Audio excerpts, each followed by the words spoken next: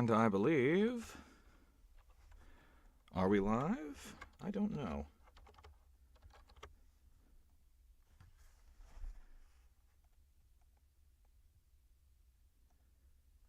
Hey, good. Excellent. Just about to link you. Hey, good. Excellent. Oh, perfect. That's playing back in my thing.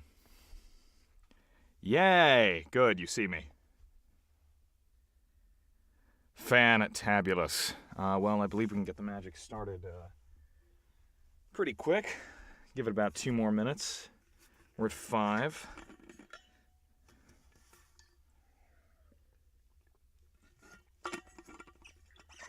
Oh, I gotta switch over my controls. Go Ableton. Fantabulous. Yes, me too. It's a challenge of 7 days today. I've heard this chapter is on the exciting side. On the very exciting side.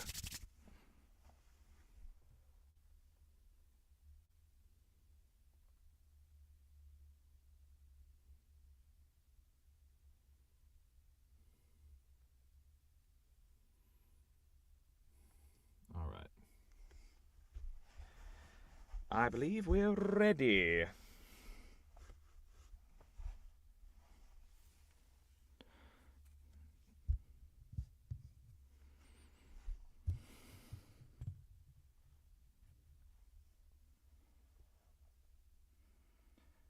Are you all ready? 'Cause I'm ready.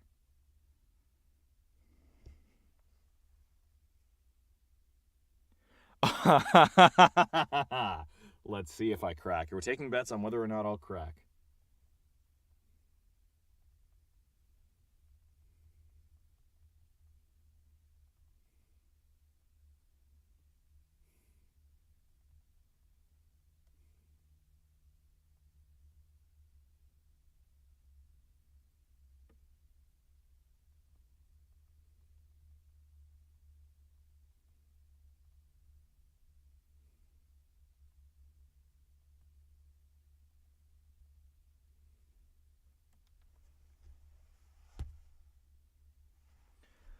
It is hot. It's very hot.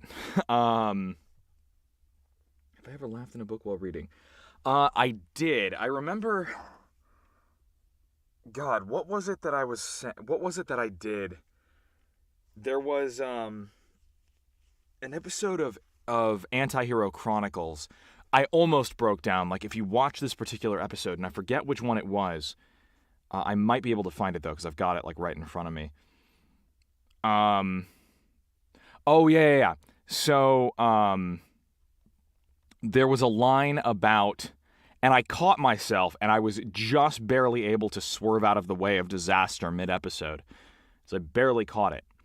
But what happened was, there was a line about the character,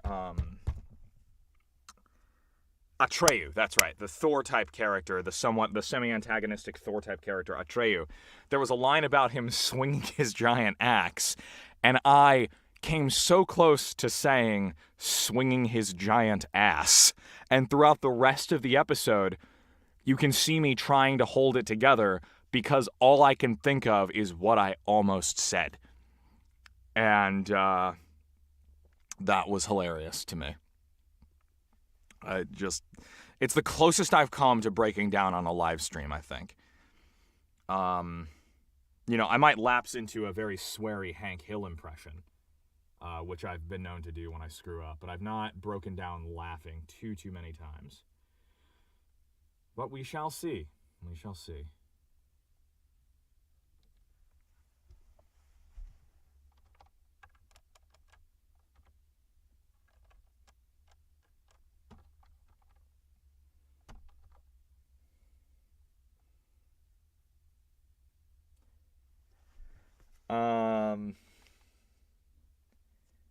What makes me laugh? God, that's a good question. I never know. Usually really dumb shit. Dad jokes, things like that. Just stuff that, like, I don't know.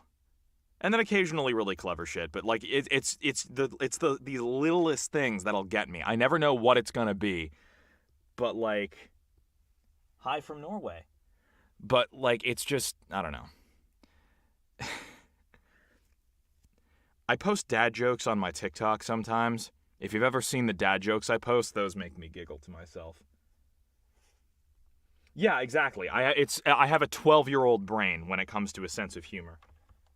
It's very, very dumb.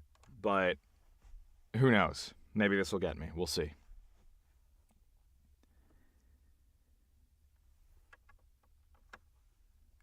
Chapter 7. A Challenge of 7 Days.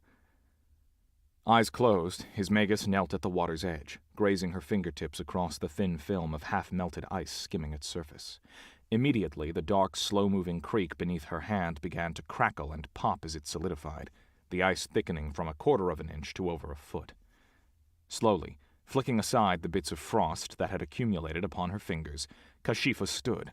Looking back at him, she gestured imperiously at the creek. "It is passable."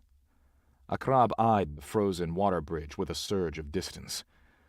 "I will cross it in the fourth lands, thank you." His Magus sighed. "It's at least a foot thick. And you weigh what?" She looked him up and down. 100 pounds? Feeling his face twist, Akrab said, "If it is all the same to you, Mondib, I would rather not walk across something that would kill me should I slip or linger too long." The wolf rolled her eyes and started carefully across the ice, ignoring the whipping wind that was even then trying to snag their clothing from their bodies. Before she could get out of range of his tether, Akrab quickly twisted to the fourth realms and jogged across the dunes, then twisted back to watch her unsteady approach from the opposite side of the creek. "We should remove the bullets, Mondib," Akrab said as she daintily found purchase on his side of the creek. "You've already said this," she said, walking past him with the cool dignity of a princess correcting a particularly dense slave. Without another word, she entered the forest beyond. Narrowing his eyes, Akrab started after her. "They are leaching poison into your system."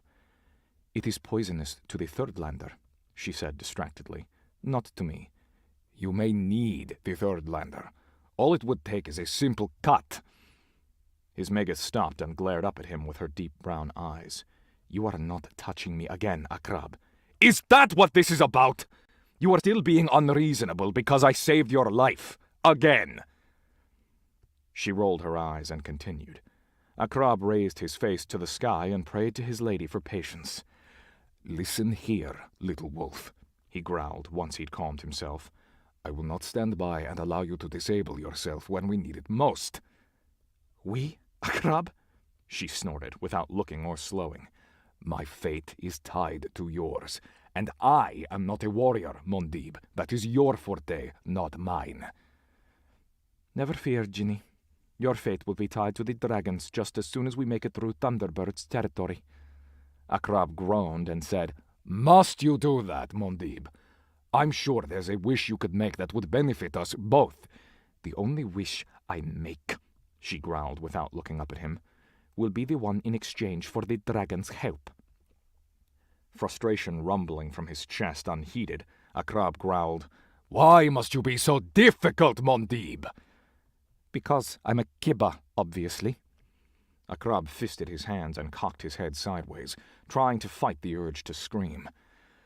"When I said I was in the mood for compromises, Mondib, I wasn't speaking of one compromise and then returning to our old ways." "No, you meant to get me naked and frolic with me in your bed." "Oh, more than you know," Akrab thought.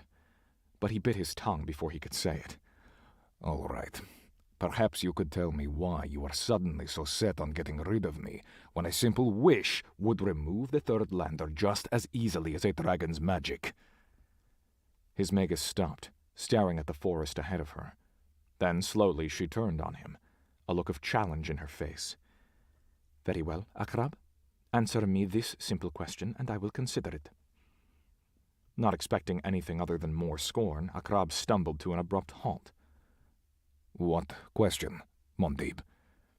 Her words were biting when she said, "Of all the wishes you've granted to those who have claimed your service, How many of them have you grunted without monkey pawing? Akrab narrowed his eyes. That is not a fair question. His Magus laughed and turned on heel, marching deeper into the forest. It's not fair because you never claimed my service. I gave it to you by surrender. Oh, she called without slowing. And how many times have you surrendered, Ginny? He glared at her back. Once, you miserable wretch! She kept laughing.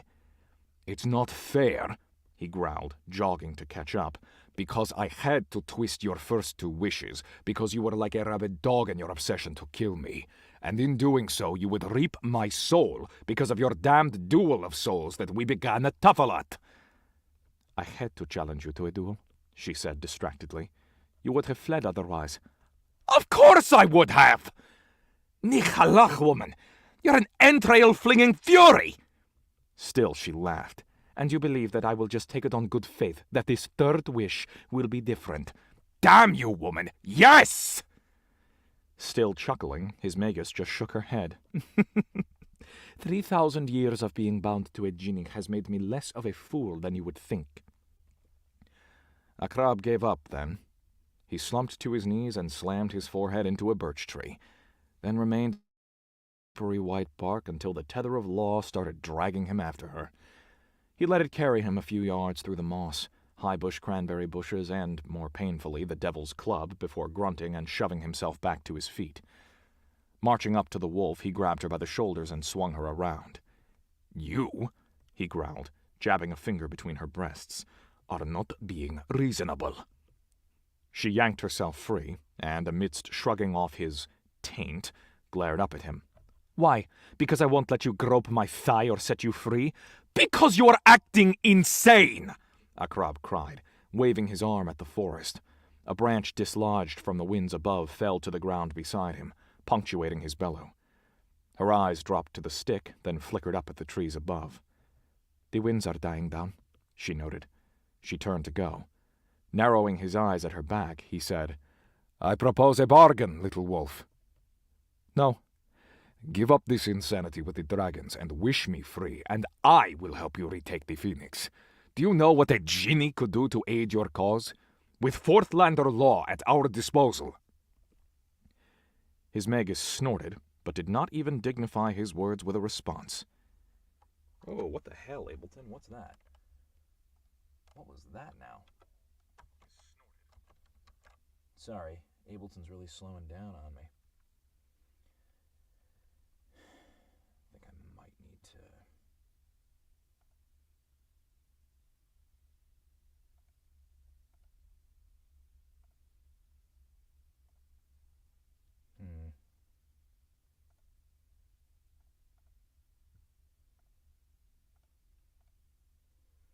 I'm try and close some things.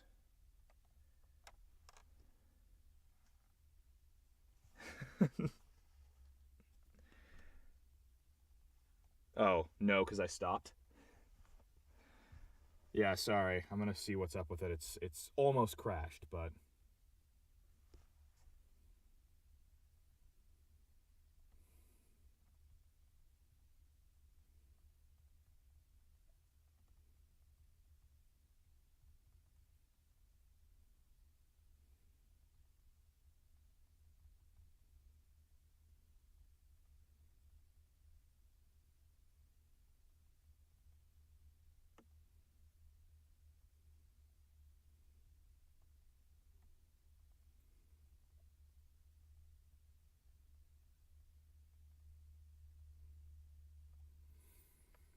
Alright. Sorry, it's still saving. How's everyone doing while that's doing its thing?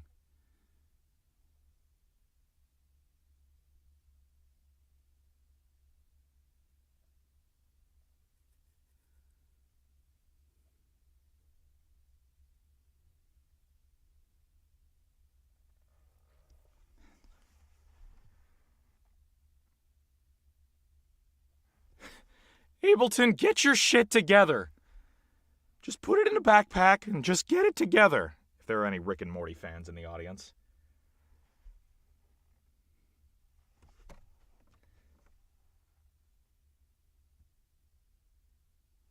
Oh no. Not a fox digging into the chicken run. That sounds... Actually, that sounds really bad.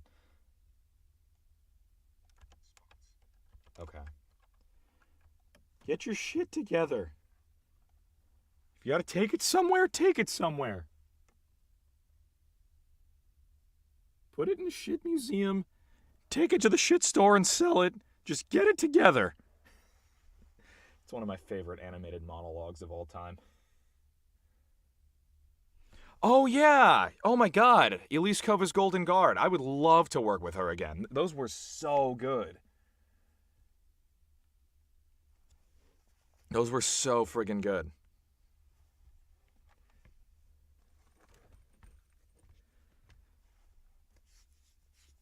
You found the hole last night, and I was like, oh no. Yes, I would be like, oh no as well if I found a fox.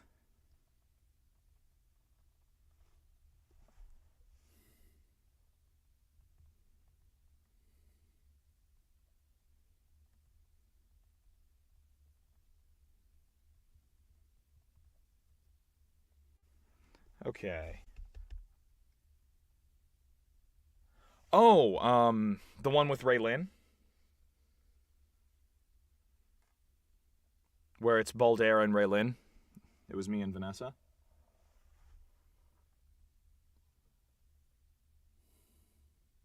Hold on. Someone's asking for the stream link, so while Ableton saves, I can do this. While Ableton gets its shit together.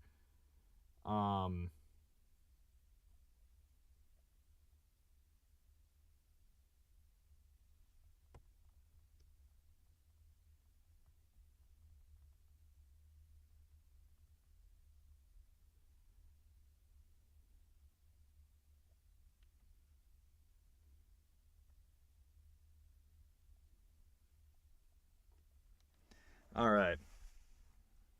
Thank you, Karen. I appreciate the compliments. That's always very nice. And we're still looking at the dreaded blue loading ring of death. You know what? I think maybe carries on to something about there being too much heat on the electronics. Let me open the door the computer's in. That might be slowing it down. I'll be right back. Let's let some heat out of there.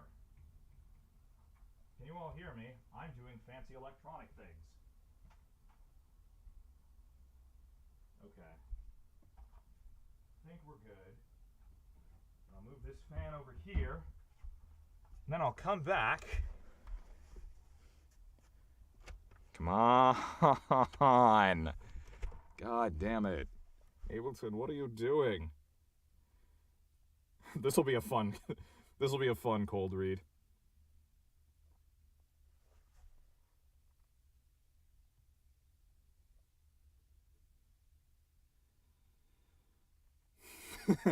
The editor will see it, and it'll be like, he's bad, very bad, yes.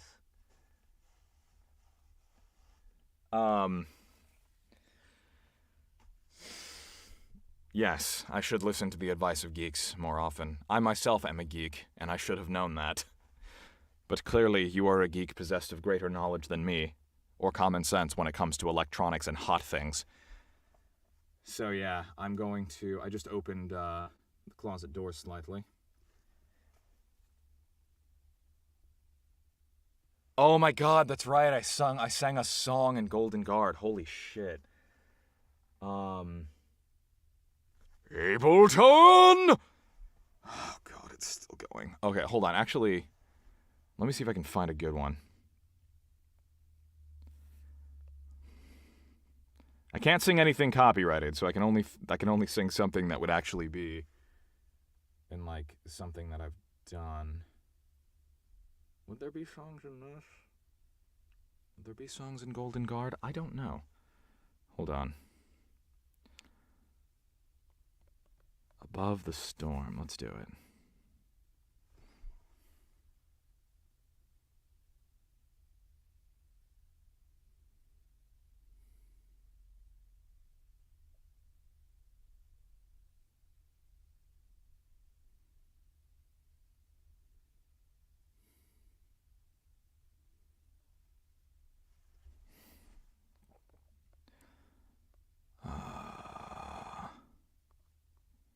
I think there's a song on Above the Storm I could try singing.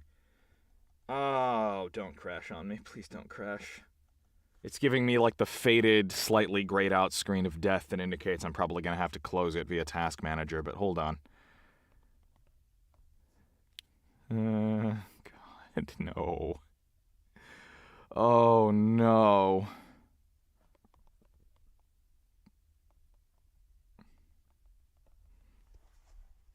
Don't do this to me. Well, it's okay. It's not the worst thing in the world, because if it does crash, then it will allow me to recover my work. But I'm going to give it another minute. In the meantime, I'll try and find you all that song and see what we can do here. I can't even remember how I sang it, so I'll probably just make up the melody as I go. Because that's what I did last time, because that's what I do.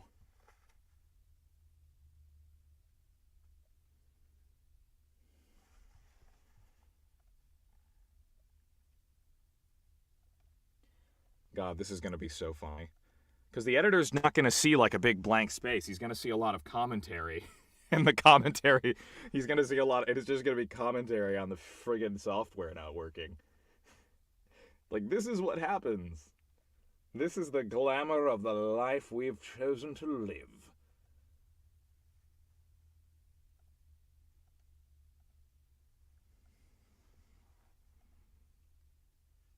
This, by the way, is an excellent series. The Storm Below, the one I'm about to sing from, but if I can find the song, and if Ableton doesn't crash. Don't crash on me now. Don't quit on me now. Oh, it quit on me. Damn it, Ableton. I explicitly told you not to do that, and then you go and do it. You bastard. You absolute stone-cold bastard.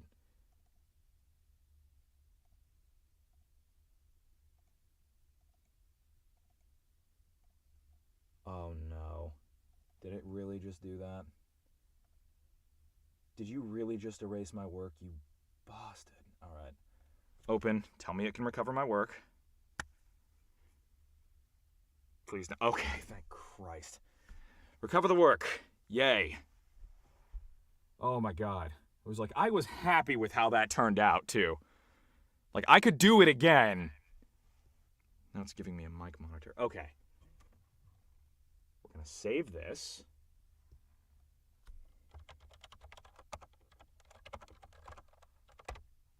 We're going to save it multiple times because now I'm paranoid. And then while it's saving, I'm going to look for the song. Ah, yes, the Ableton Saga.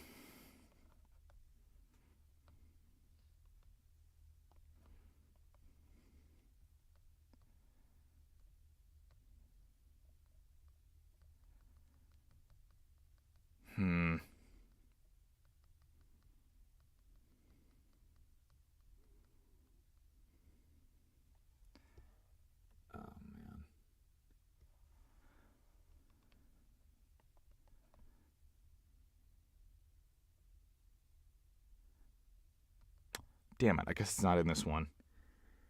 Okay. I'm now 8% of the way, according to this saving progress bar, to being secure in the knowledge that I'll be able to recover this again if it crashes. I saved it once. I'm now just collecting it all into a local folder so that it doesn't... Oh, man. That was frightening. That was truly frightening. Oh, my God. This is a laugh of relief as much as it is impending madness.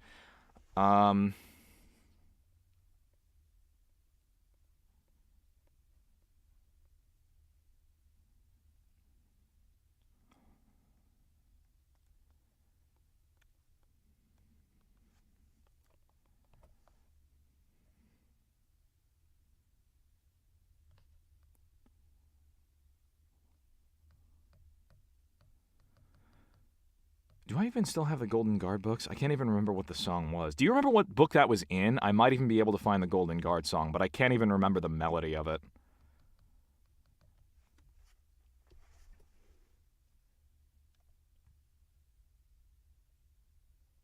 Oh yeah, Control S, Control S, Control S.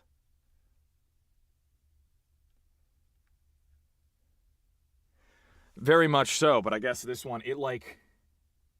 For some reason... Like, I thought I saved it, and then I looked there, and I guess the crash just, it did something, and it was like, oh yeah, that's just a temp file. That's no longer a live set file. And it was like, no, no, no, no. That is a bad Ableton.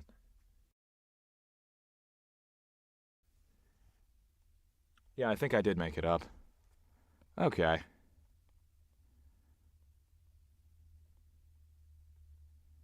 Yeah, I make up most melodies.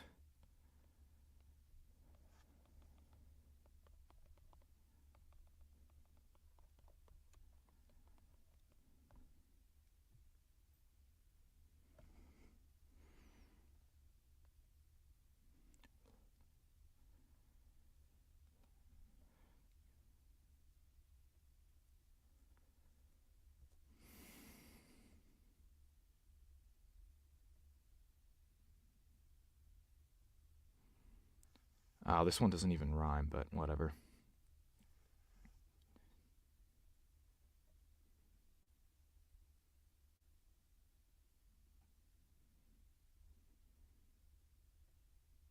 Yeah, alright, so it'd be something like lightning flashed, goddess in pain, betrayed, imprisoned, sacrificed, to hold aloft a crime obscured, the sun a lie.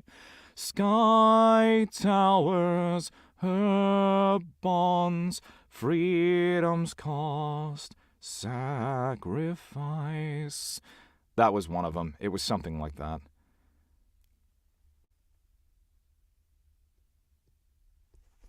Losing so much work does traumatize you indeed. That's a very interesting story. It's about a feud between two sibling gods.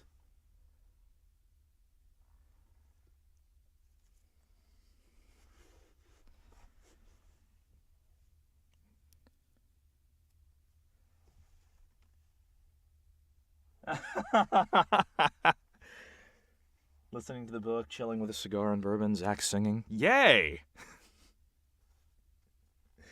Oh yeah, God, that was so long ago. I'd forgotten those had songs in them. Oh God, Ableton, don't do this to me again. At least I saved it this time. It's just the collect all function that's crashing on me now. But if I reboot my computer, it's gonna kill the broadcast. So let's do this. Let's try this again.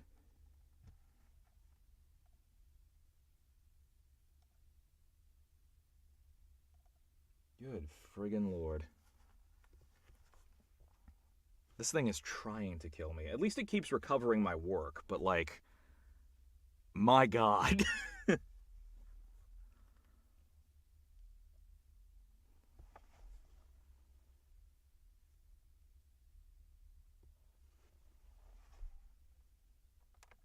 Okay. We're going to save the live set as Alaskan Fury set 2. Okay. Good. Okay. Oh, this is becoming a saga all on its own. Okay. Now we're gonna do one more thing. Be good for me. Oh God, please.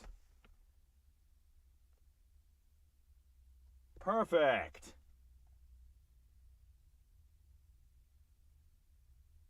Yeah. You can come back in a few while this continues to save.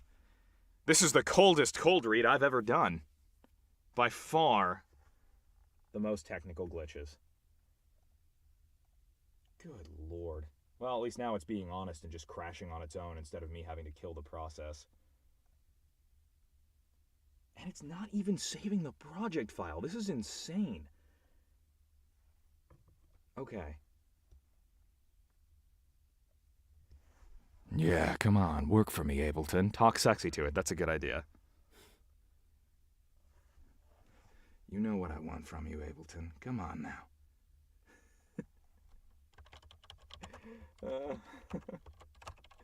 Oh, man. Okay. I'm going to save this. Now I'm going to exit this. Now I'm going to load it again.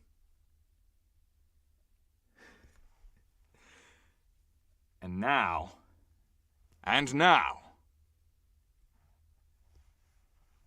And now.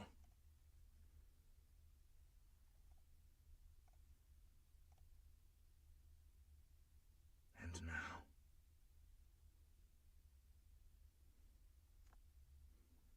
That's right. Work for me, damn you! Ah, crap, I went from sexy to evil genius, demanding things of his minions. Work for me, damn you! Get him! Stop Mr. Bond before he gets to the missile silo!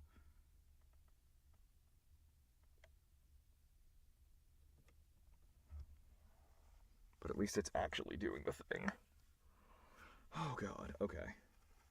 I think we're good now. It's gonna take a minute for this to finish gathering all of the files together, and then I'll at least know I've got everything ready for me, but we will be in good shape. Quite frankly, considering how long this is taking to actually get to save properly, this might prove to be its own challenge of 7 days. Wouldn't that be fun? Oh my god. That's the real challenge of 7 days, is just getting the damn project to save. Okay. Still doing it. Okay, we're 19% of the way there. Okay, we've now broken a 2 on the first digit. That's new. That's a milestone.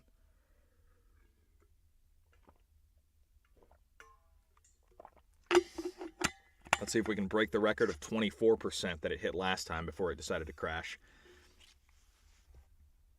Oh, it's doing it.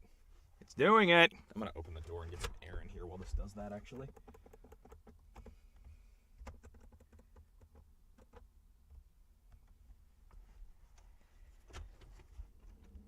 $26. Wow. Okay, we might have crested the hurdle, cleared the hurdle. Okay. Come on, here we go. We're watching the number. Watching the numbers. I hope this is exciting if you're listening on the app. I would have time-stamped this at the beginning for you, but I didn't know how long it was going to take, and I'm sorry. So those app listeners, I swear, it looks like this is almost over. We're at 33% now. And unless a horrific, devastating, Martin-esque plot twist happens where I end up, like, getting betrayed at my own version of the Red Wedding or some shit, I should be okay.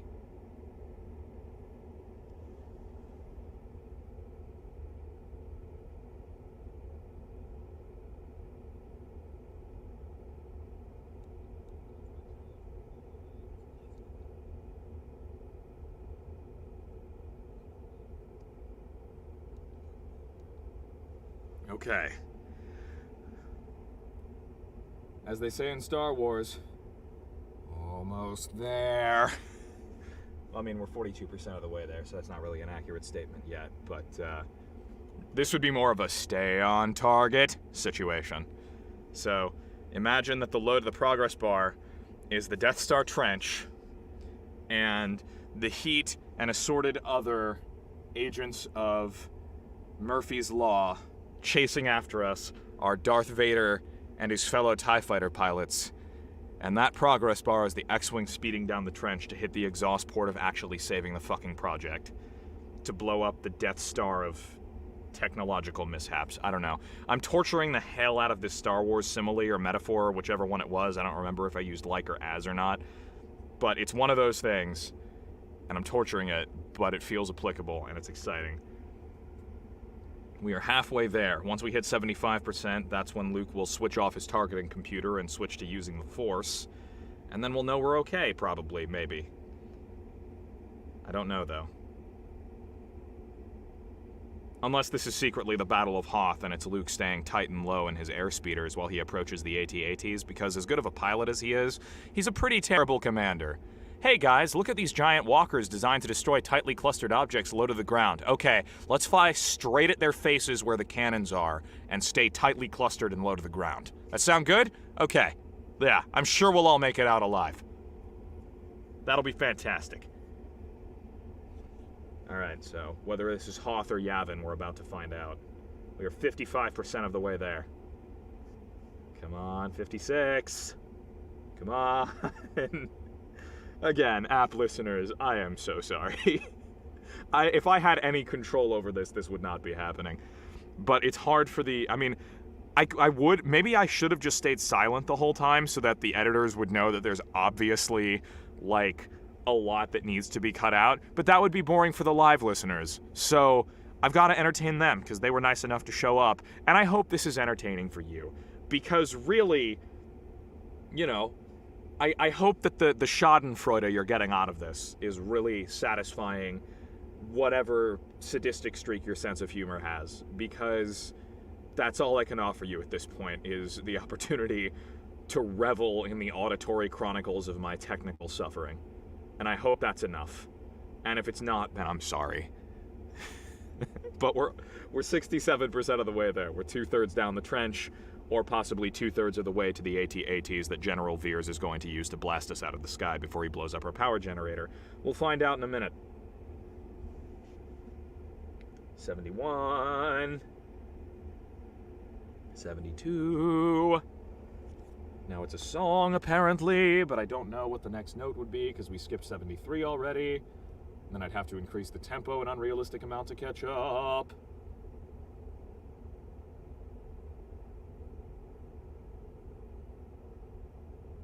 But we're almost there.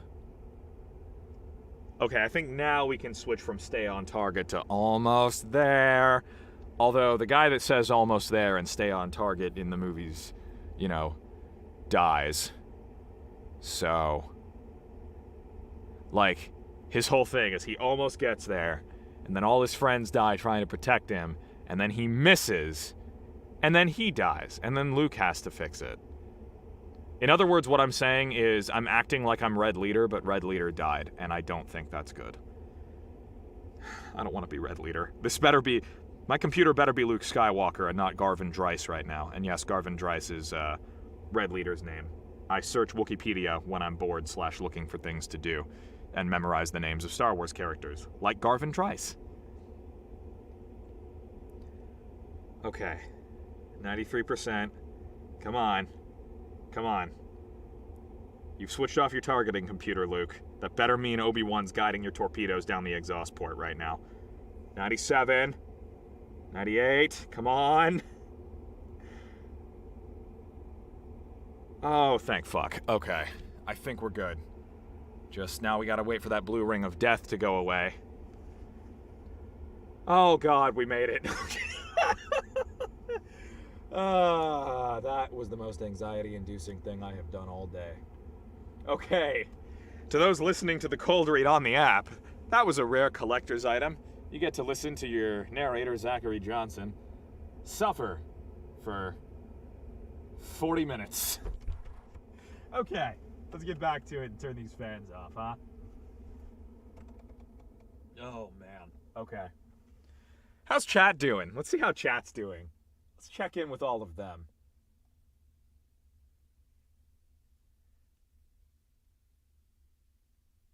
I'm gonna be at Dragon Con, yes.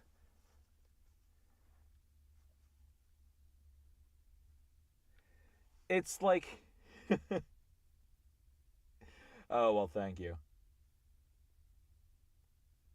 A Krav guide, yes. I will guide my torpedo, Mondib. Use your wish, Luke. You could just wish the thing blown up. Why are you shooting at it?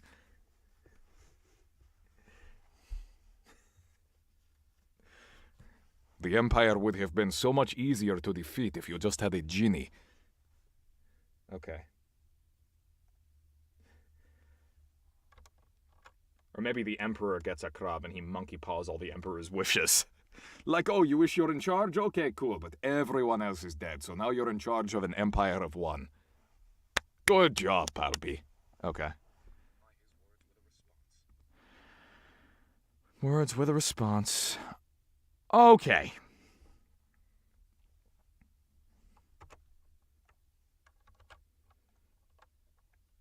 Like, I like how much Ableton can do, but it does crash a lot.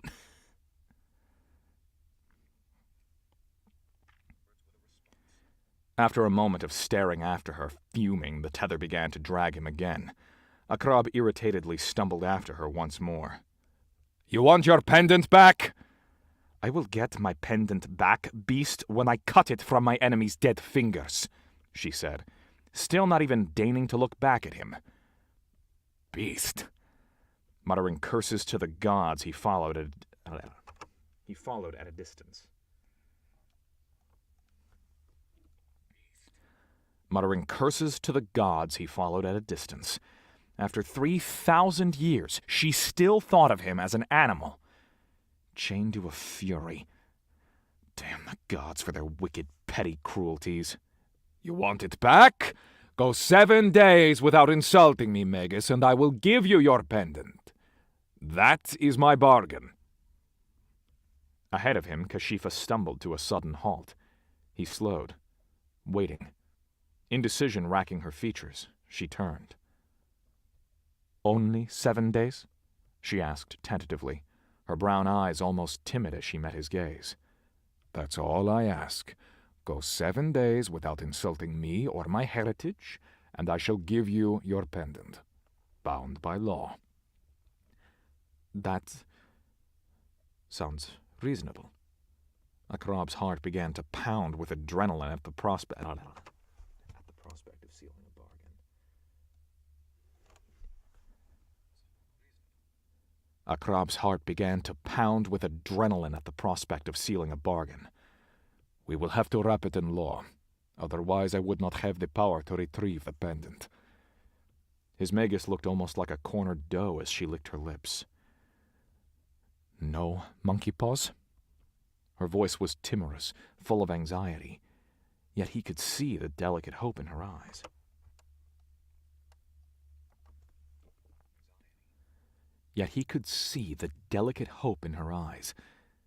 The desire to trust him. No monkey paws. A bargain between friends. My voice cracked. A bargain between friends. Damn it. A bargain between friends.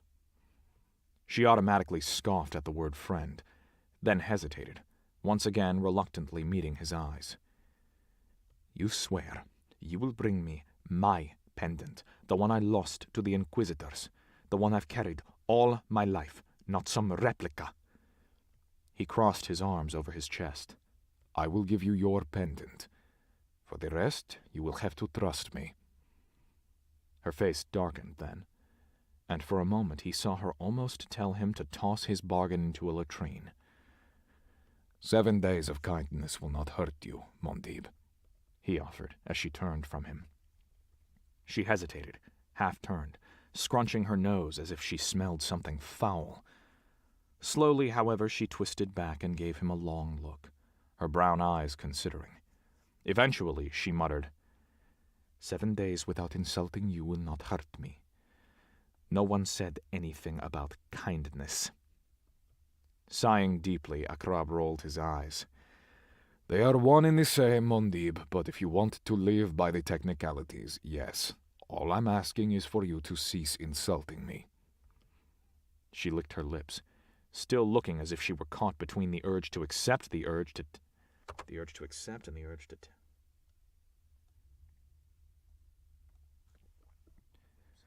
Still looking as if she were caught between the urge to accept and the urge to tell him to shove his dick up his ass. After a very long and very visible internal debate, the Magus finally grated, Fine, state your bargain, wrap it in law. I will decide to accept once I've heard it in its entirety. The Fury is wiser than I thought. Taking a deep breath, feeling the exhilaration of a good bargain zinging through his veins, Akrab opened himself to the full power of the Fourth Lands. Immediately, the world began to take on varying shades of violet. The words that came forth billowed in triple-toned, echoing booms that rattled the very mosses at their feet. I, Yad Alakrab, Sand Singer of the Scorpion clan, firstborn son of Bakr al-Shihab, 11th Jinni Lord of the Fourth Lands, hereby offer a bargain to you, Kashifa the Fury, handmaiden to Ares, warrior priestess of Horus, angel of vengeance, and justice of the battlefields.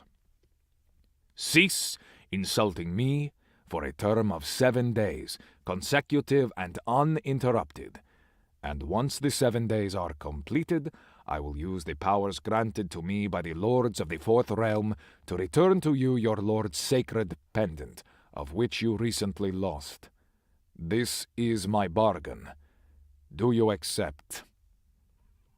The last of his words echoed out amongst the trees in a booming sound that carried all the unearthly force of the Fourth Realm, and Akrab waited, watching her through a purple haze. Kashifa eyed him like a wary cat in the silence that followed. With all the dignity of a queen, she lifted her chin and said, "What happens if I slip?" "Then you shall reset your 7 days, and your time shall begin anew," Akrab boomed, wrapping this new term in law. "Do you accept?" For a long moment she scanned his face, obviously weighing the chances that he had somehow slipped a twist into his weave and actually intended something horrible. Once she found whatever she was looking for in his face, she glanced around at the ground. She glanced at the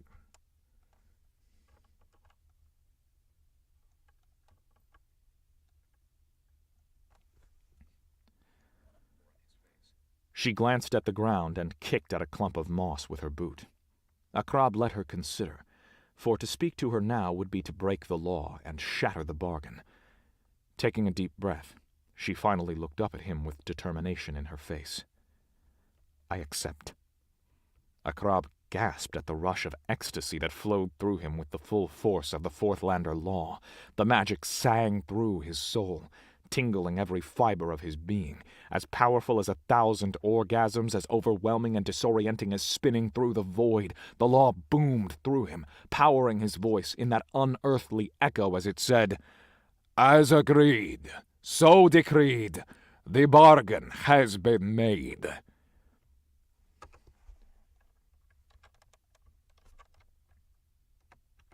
Check something. As agreed. No, that's a speaker. I think I'll do speech, and let's add some mystic reverb on that. Just throw a note there.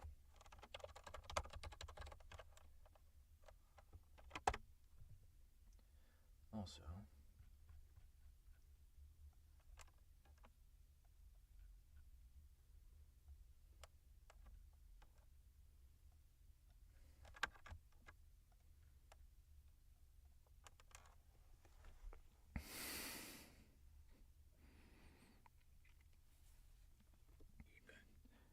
when it was over, he collapsed to his knees to recover. "So, slave, is it working?" Before he could look up at her and frown, Akrab felt the Fourthlander law wrest control of his voice from him in a booming, "You have reset your 7 days." He sighed once his voice returned to him, and returned his attention to recovering his bearings. It was part of what was so alluring about the full force of the Fourthlander law. It was, quite literally, better than sex. Part of why some Jinni couples would make bargains in the morning rather than expend the effort to get messy. Akrab, on the other hand, was of the full belief that, while nothing could truly compare to a good bargain, the messier the better. Unfortunately, the Magus had avoided both bargains and mess for almost as long as he'd known her. That she'd made 2 bargains in as many days was leaving him a little lightheaded. Well, almost. He had wanted the first one to be a bargain, but she had twisted him into giving her a gift instead, which had been even more exciting. He'd still had to open himself to the law, but the thrill had been 10 times greater, sharpened by the heart-thrumming fear that he was totally screwing himself in the goat-ass. Jinn, after all, thrived on risk. When he had caught his breath enough to look up, his Magus was giving him an analyzing look. "So, why do you want me to stop insulting you so badly?" she asked once he met her gaze. She almost looked like a vulture, cocking its head at a nut, trying to figure out if it was edible. Immediately, Akrab found himself dancing on very wet sands words-wise. While technically she probably wanted to know the reasoning behind his sudden change in demeanor, she had asked about his motivations, of which there were many. "I am tired of being treated like an animal," he said, levering himself up off of his feet. "As a son of a sheik, I assume I deserve a bit more respect." "You assume much." Akrab felt the breathtaking rush of magic drive through him even as the Fourth Lands wrested his tongue from him and boomed, "You have reset your 7 days." Seeing the startlement on the Magus's face following those words was easily the most precious moment of Akrab's long life. The beast had tricked her somehow. Simple observations were now resetting her 7 days, and it didn't seem as though there was anything she could do about it. Finally, in disgust, she cried, "Telling you your song is coarse and vulgar is not an insult!" "It is when you twist your face like you're tasting the shit of a camel," the genie said, smugness written all over his ebony face. Kashifa sniffed and returned her attention to the unending forest ahead of her. Perhaps silence was her best medicine in this case, as the genie was obviously much too sensitive. She glanced at the treetops, which had fallen to utter stillness over the course of an hour.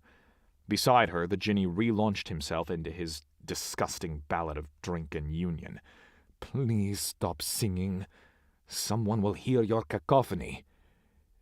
"You have reset your 7 days," the genie boomed in that unearthly triple-toned retort that rattled the air in her lungs.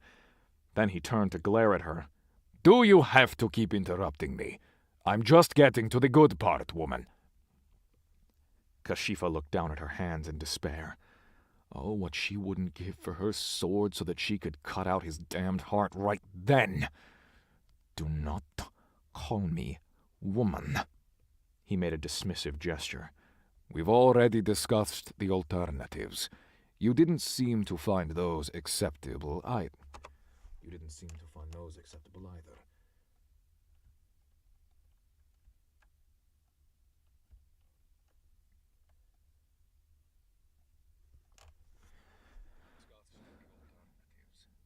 didn't seem to find those acceptable either."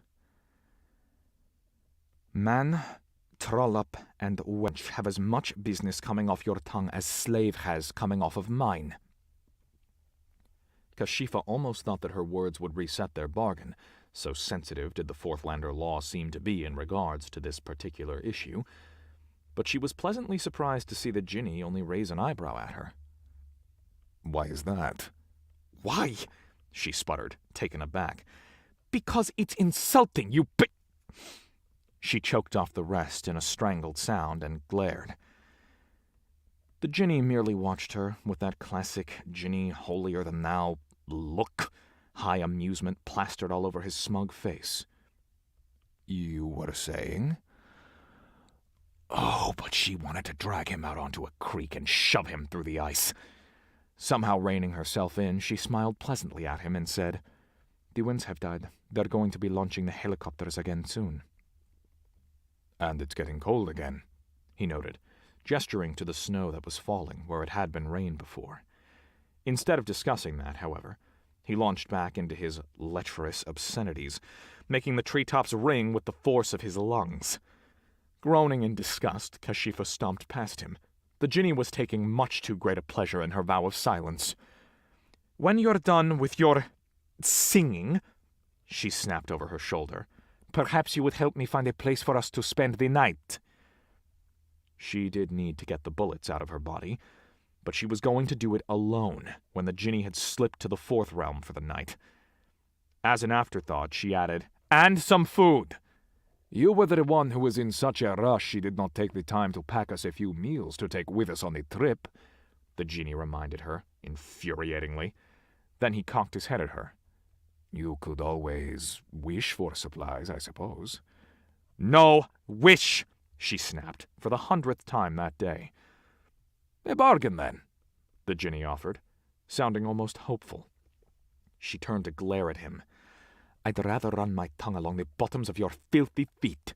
"You have reset your 7 days," the Jinni boomed, in the magic of the Fourth Lands.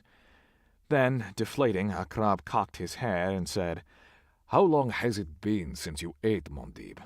We Jinni could eat or not, doesn't matter much to me. But the third lander you carry with you is, shall we say, delicate?" Kashifa glared at him.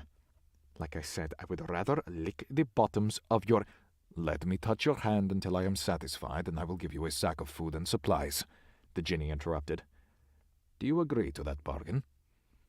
He had that narrow, tense look he got whenever he was paying too close attention to the exact words she spoke. "There will be no more bargains, Jinni. You mentioned nothing about the size of the sack, nor its respective contents, and until you are satisfied is completely open-ended. You could mean months or years for all I know." Akrab laughed. "To hold your hand for the next decade. I'm sorry, Mondi, but I am not that fond of you. I will get bored rather quickly, I assure you. It is a Jinni's curse." That stung. Glaring at him, Kashifa considered how she was going to acquire enough food to make it all the way to the Brooks Range without starving to bones and sinew along the way. Just like Africa. Obviously, the same thing was running through the Jinni's mind because he had crossed his arms and was giving her that flat Jinni stare of which he was a master. "It's a simple bargain, Mondib. I touch your hand for a few minutes, possibly as much as a few hours. You in turn have your first meal in a week." "Nikhalaka, Krab!" He cocked his head at her, drawing one of his big hands to 30 pounds. 30 pounds of steak. He cocked his head at her. 30 pounds of steak, perhaps.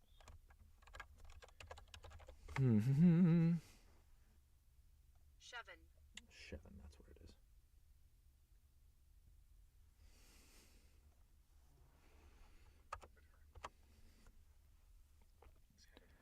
Drawing one of his big hands to his face to stroke his chin. 30 pounds of steak, perhaps. A few legs of Shevin, pistachios, pomegranates, roast mutton.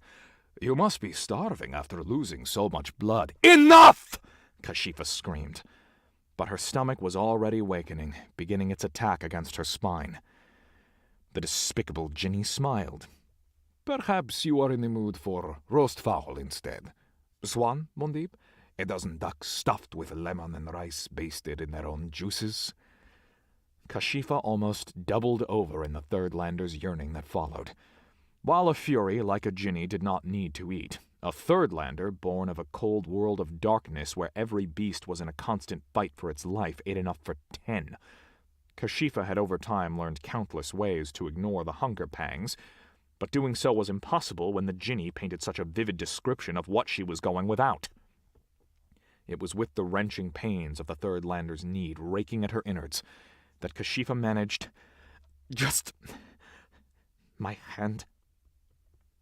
After him touching her entire body for hours, it seemed a small price to pay. "Just your hand," the Jinni agreed, his face taking on that utterly sharp look of a serval stalking a bird through the grass. "Give me the food first. Then I give you my hand. I offered you a bargain, Mondib, not an act of faith." "With Jinni, the bargain always has the strange habit of the Jinni getting what he wants first." "Because we are bound by law. If the conditions are fulfilled, we must reciprocate." Kashifa frowned up at him, considering. "You want to touch my hand?" "To my satisfaction." "And if you fail to find satisfaction, then what?" The Jinni shrugged. "You don't get your supplies." She peered up at his impressive, impassive face. "Oh my. Ableton's really slowing down on me. What is going on here?"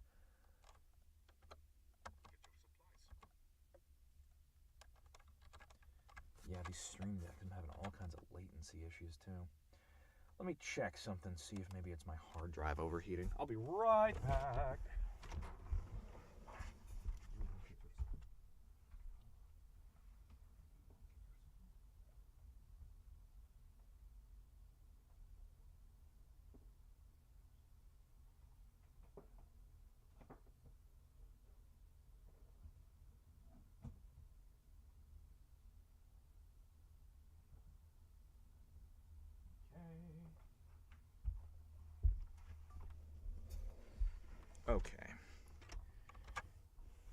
Control S. It's going to give that a minute to save.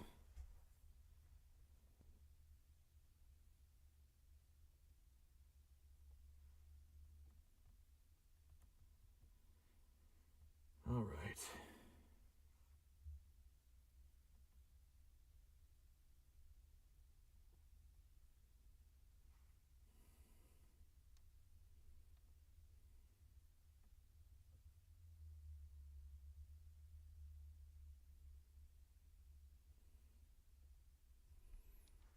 Okay. We're saving again. No, Ableton.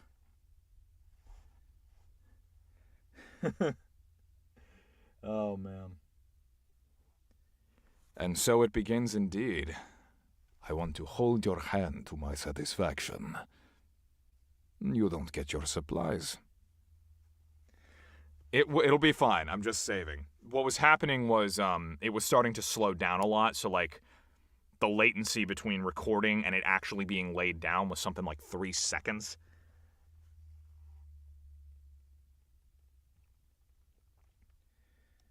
Yeah, but I think we're okay. If I collect all and we're going back from the local files again, I'll just have to collect all every few minutes once I notice it's starting to slow down like that. That's going to slow me down a bit more than I'd like, but whatever.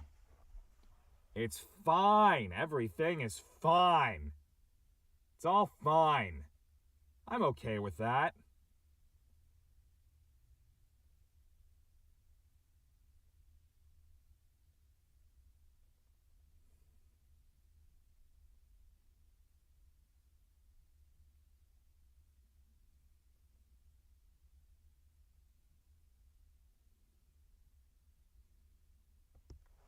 It's all fine.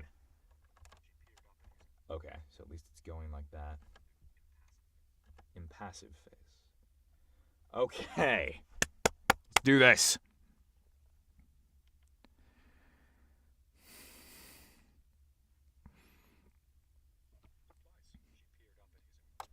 Oh, it's impassive phase. Narrate.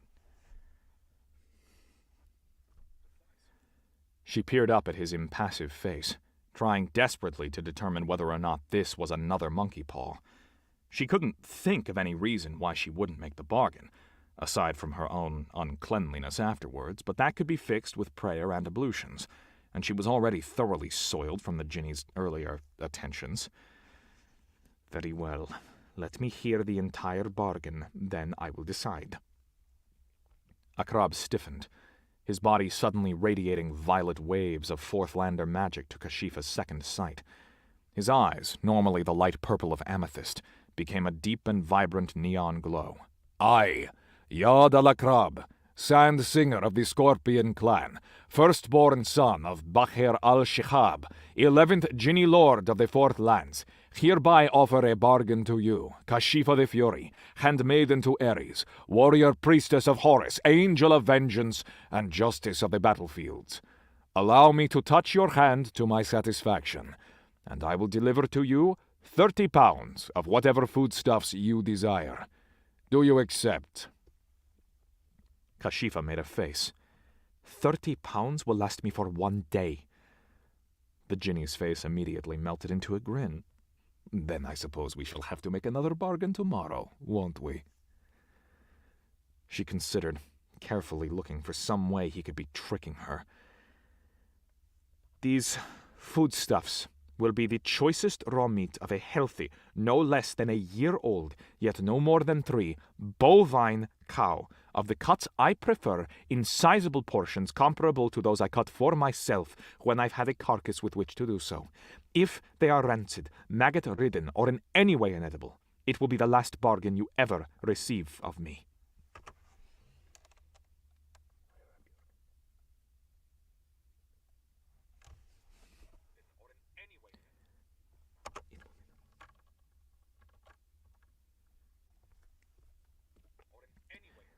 It will be the last bargain you ever receive of me. The Jinni gave her a nod. I wrap your conditions in law. Do you accept? Then he waited. Kashifa sniffed, then glanced down at her hand. The idea of letting the Jinni fondle it for however long he deemed appropriate made her wince. But she did not relish the idea of using the third lander to hunt game like an animal. She, like the Jinni, found the act of eating rather barbaric.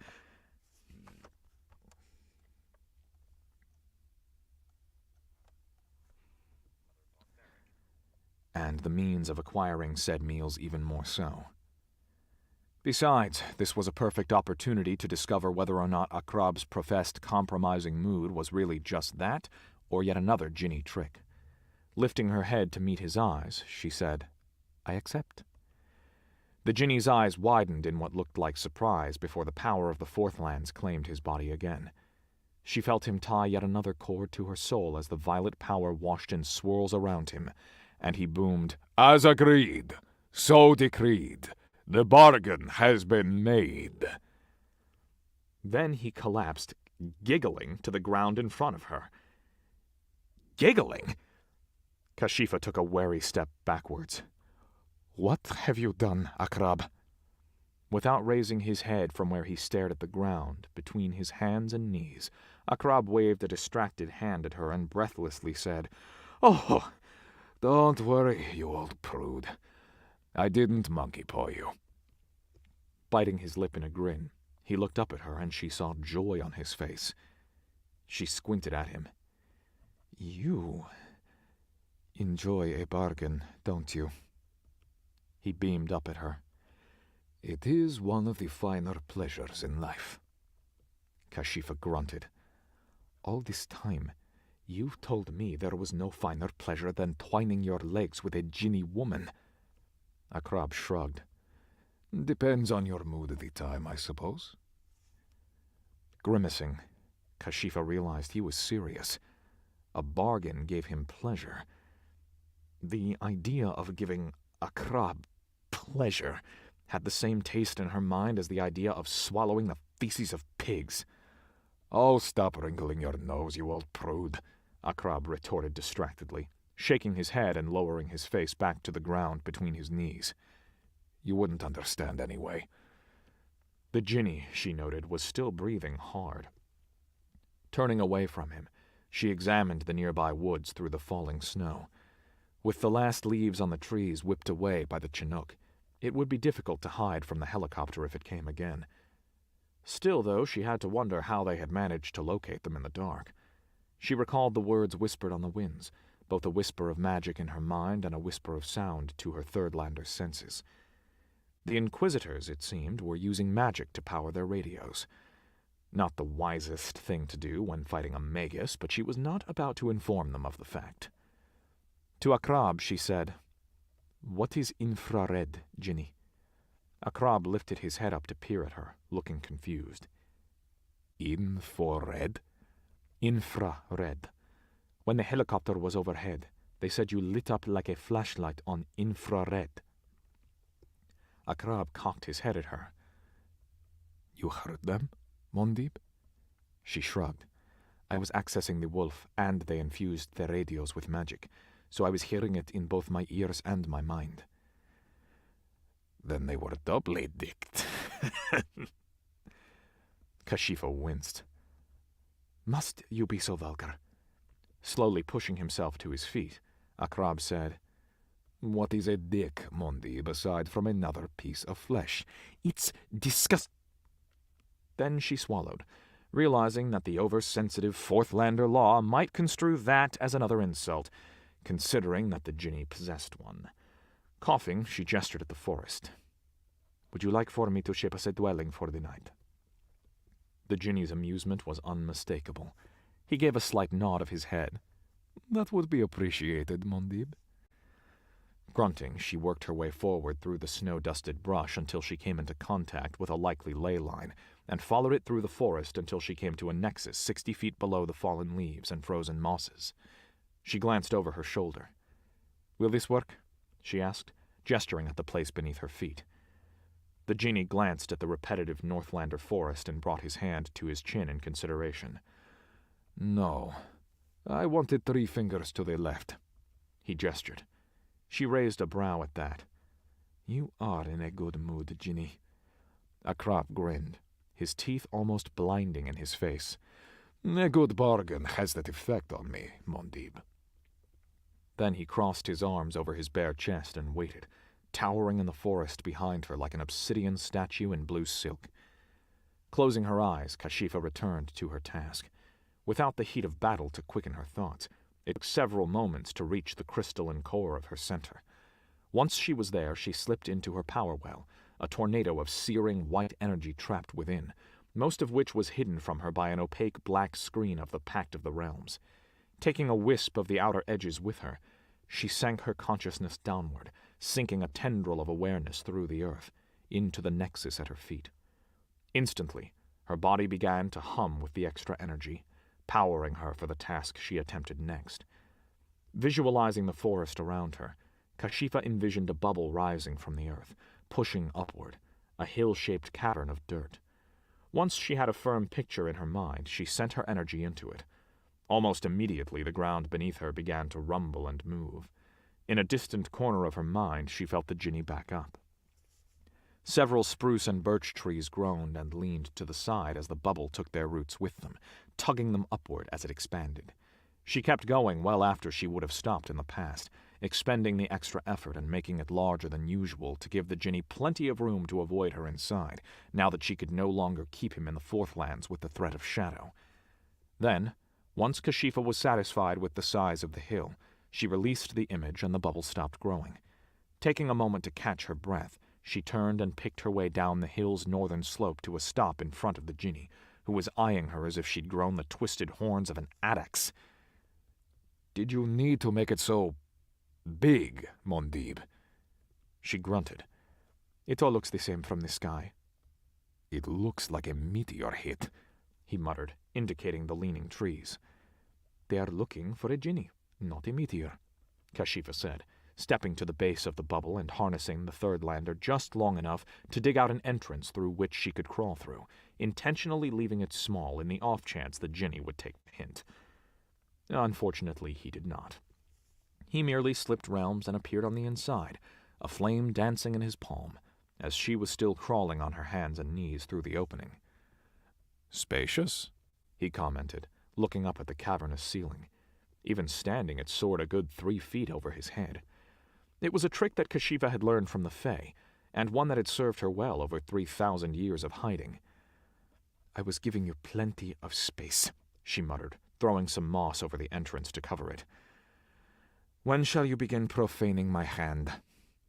The Jinni stiffened, his eyes gaining luminescence, and in the otherworldly echo of the Forthlands, he boomed, "You have reset your 7 days." Kashifa felt her face heating. "That wasn't an insult." "The Forthlander law is utterly unbiased," Akrab said, once the light faded from his eyes. Smirking, he continued, "And it seems to think it was." "It was a statement of fact! My body is pure, while yours is not. By touching me, you—" "You have reset your 7 days," the Jinni boomed. Then, relaxing, he leaned back against the wall of their abode and peered at her over the flame in his palm. "It's fact! A Fury is pure, by her very nature. The touch of men profanes us." "You have reset your 7 days." Once the magic passed, the Jinni just grinned at her. "If that is so, perhaps we should avoid fulfilling our last bargain.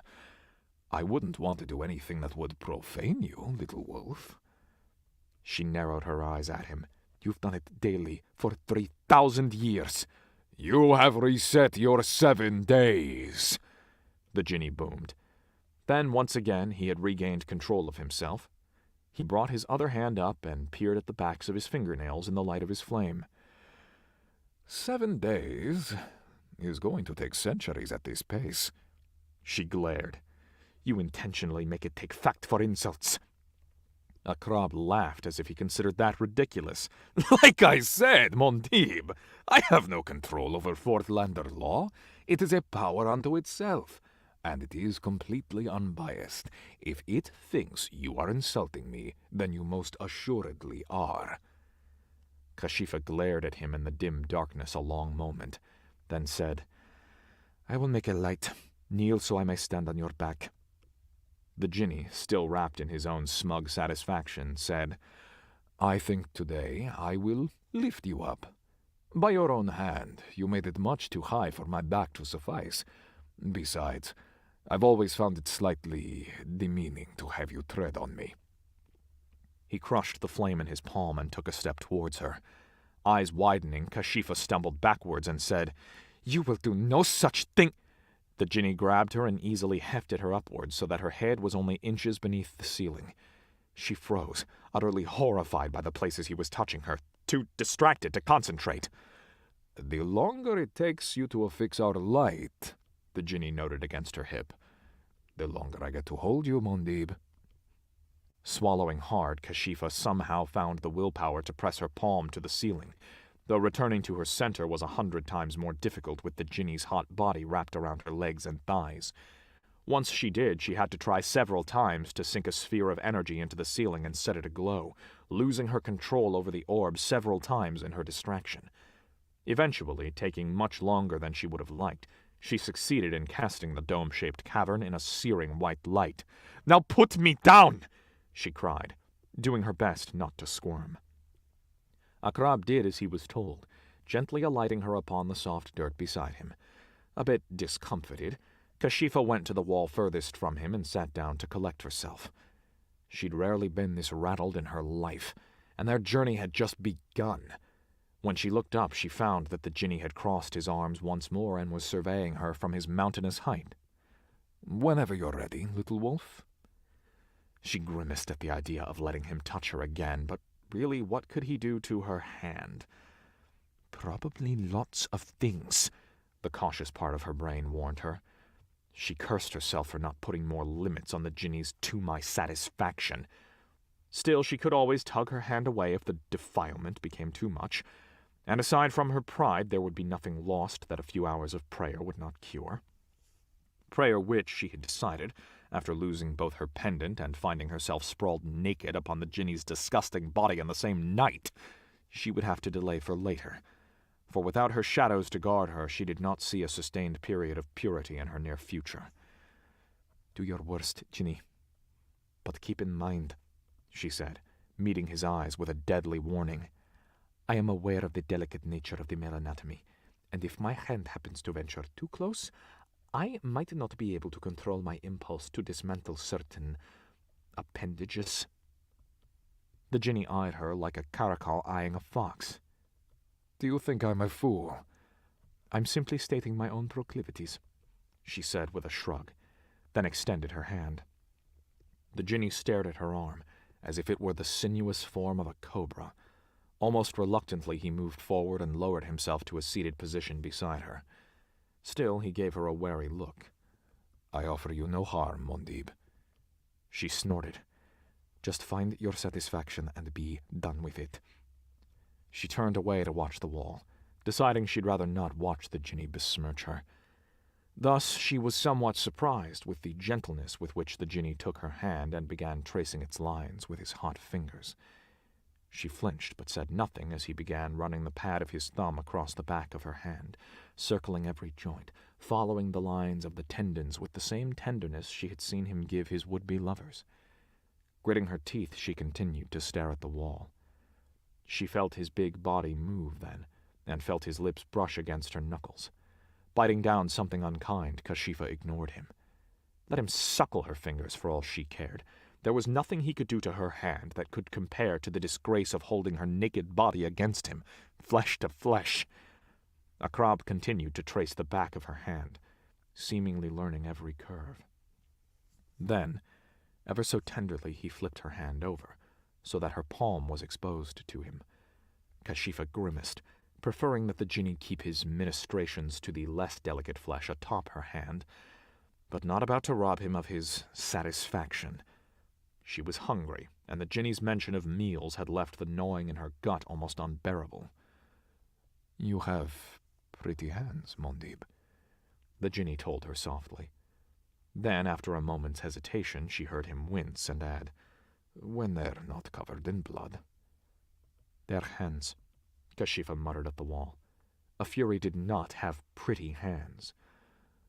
"I never noticed how small they were before this." Look. She felt him hold her own hand out for her perusal. I'd rather not, Kashifa gritted, staring at the wall. Just finish, damn you. Akrab heaved a huge sigh behind her. Then she felt him move again as he drew her arm back.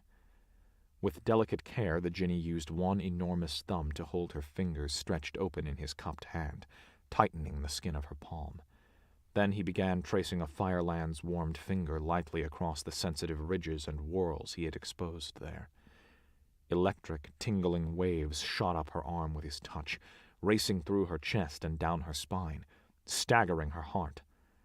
Kashifa gasped and jerked to face him in surprise, thinking he had cast some spell on her. The Jinni met her stare and blinked, a hint of shock in his violet eyes. A moment later his hand tightened upon hers, and his body stiffened as Fourthlander law boomed through him. I have touched your hand to my satisfaction, fulfilling your side of the bargain. And, true to his word, the Jinni summoned his power and provided her with a bloody sack. As he lowered it to the ground before her, Kashifa shook out her hand, opening and closing her fingers against the strange leftover tingling sensation. Had she used some form of Fourthlander? Had he used?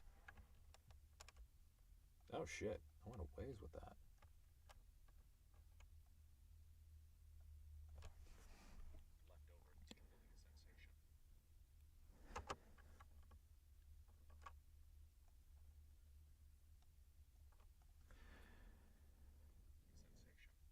Had he used some form of Fourthlander magic on her? She hadn't felt a Fourthlander weave. Where had the sensations come from? Where had the sensations come from? She caught the Jinni watching her, a mixture of curiosity and contemplation in his eye.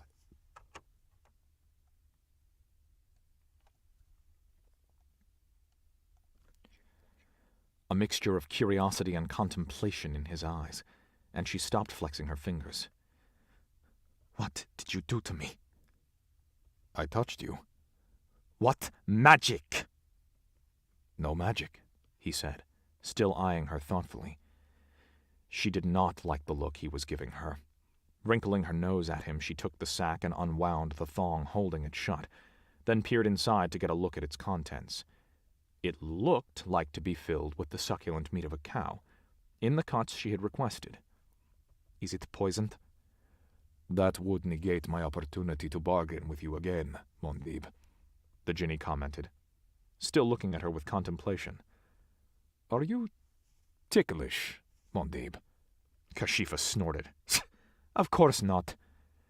Yet the infernal beast was not satisfied.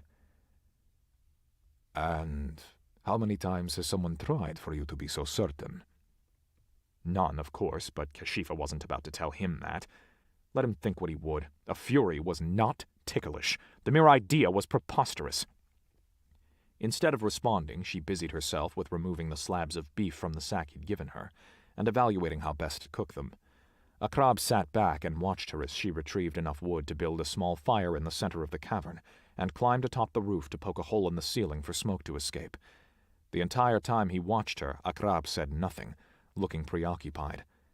By the time she'd lit a fire, the third lander was pacing wildly at the back of her mind, the smells of raw meat giving him strength. She spitted the hunks of flesh to roast over the fire, and hesitated to watch the smoke drifting upward through the falling snow. Night had fallen, so she wasn't worried about the smoke being seen from a distance. Still, the whispers she had heard from the helicopter bothered her. What was infrared, and how had it located the Jinni in the half-realm? When the first of her meal came off of the fire, Kashifa ripped into it with a ravenousness that she normally tried to hide from the Jinni. Unfortunately, this time the infernal beast seemed perfectly content to sit and watch her from the wall of the cavern, and she no longer had the ability to force him to leave, so she steeled herself and ate in front of him. At her first taste, the third lander went into a frenzy, and she almost lost control. It took all of her concentration just to chew. By the time she'd finished, the Jinni was still watching her thoughtfully from where he leaned against the wall, requesting none of her meal and having none offered. You should eat more often, Mondib, Akrab said when she wiped the last of the juices from her face. It strengthens the third lander's hold when your body hungers. She stopped mid-wipe and scowled at him. If this is an attempt to trick me into making another bargain with you, Akrab, you may milk your camels. She caught herself with a strangled tightening of her throat, then glared at him. Trick you, Mondib? The Jinni asked, amusement flashing in his violet eyes. It was a mutually beneficial arrangement. I got that which I've craved for centuries, and you got a meal. In fact, I would be happy to make it again tomorrow night. He would? Her heart gave a hopeful thump before her suspicion squashed it. She peered at him warily for some time, trying to deduce his game. What kind of benefit do you glean from touching my hand, Akrab? The Jinni smiled at her. The comfort of companionship. For a long time, Kashifa thought he was joking. Then, realizing he was serious, she was once again stunned by the radically different culture of the Jinn in comparison to her own people. A Fury had her sisters, but they didn't need to touch each other. They each had their own apartments, their own swords. They saw each other at meals if the temple they were staying at provided them at a regular time. Otherwise, they came and went, alone and unmolested. The Jinn, on the other hand, seemed absolutely obsessed with the need to touch each other. The very well-being of their psyches seemed to depend on it. The vile, pitifully carnal, pathetically vulnerable little beasts. Yet, if letting the Jinni fondle her hand once a night would in turn provide her with the sustenance...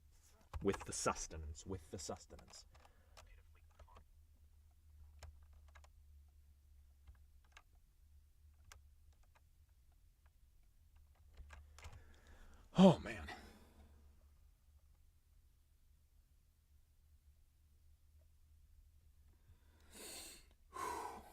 Just taking a breath over here.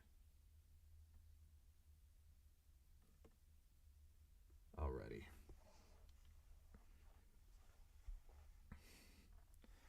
Well, that saves. How's everyone doing? Hot? Yes, I'm very, very hot. It's very hot in here. But that's okay. I guess SoCal's just, summertime in SoCal, I need more fans. Actually, I should crank my AC down. I should also see if I can get some kind of, I need to get, the ice in the bucket and all that. I am enthralling you. Thank you. I'm enthralled by the story. Yes, exactly. Just, need to take a second to cool off after that. Damn, Akrab, you were one smooth operator.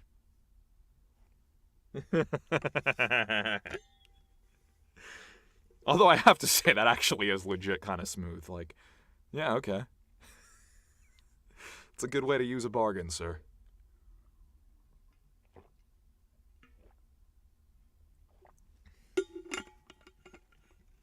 The more I read him, the more I like him. He's a lot of fun. Oh, God, he's so good. Oh, I have no doubt. I have no doubt he gets way better.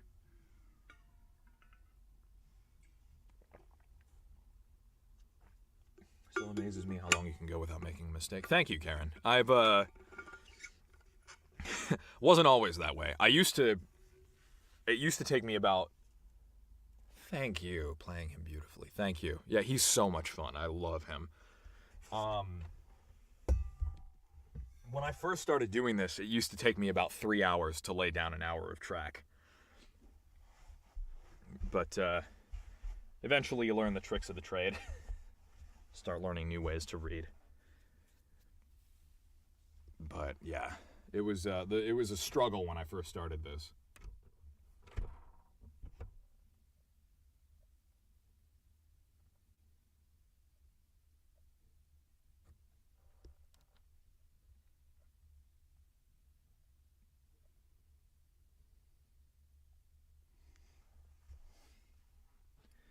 Yeah, I was, for a long time, I initially was so frustrated, I actually didn't think this was a job I could do, but somehow, eventually you just learn new ways to read, you kind of start to learn, when to shut your eyes when you get overstimulated by text. You just learn a lot about what makes it easier for you to take in information, and then you get better at it. But initially it was very hard because I didn't realize how overstimulating looking at text and having to translate it to speech, especially like if it reads fine when you think it and when you look at it, but it's a little tougher to say. That used to trip me up. I think I remember there was one. I wish I could remember what the line was, but it took me like 20 takes to say. It was actually a fairly recent project that had that too. If I could remember the title of the book off the top of my head, I would tell you. I think it was a werewolf book I did a while back, but I can't remember what the line was. But it was like a bunch of like R and WR words all together. And again, like it was a perfectly valid sentence that beautifully conveyed what was going on, but god damn was it hard to say.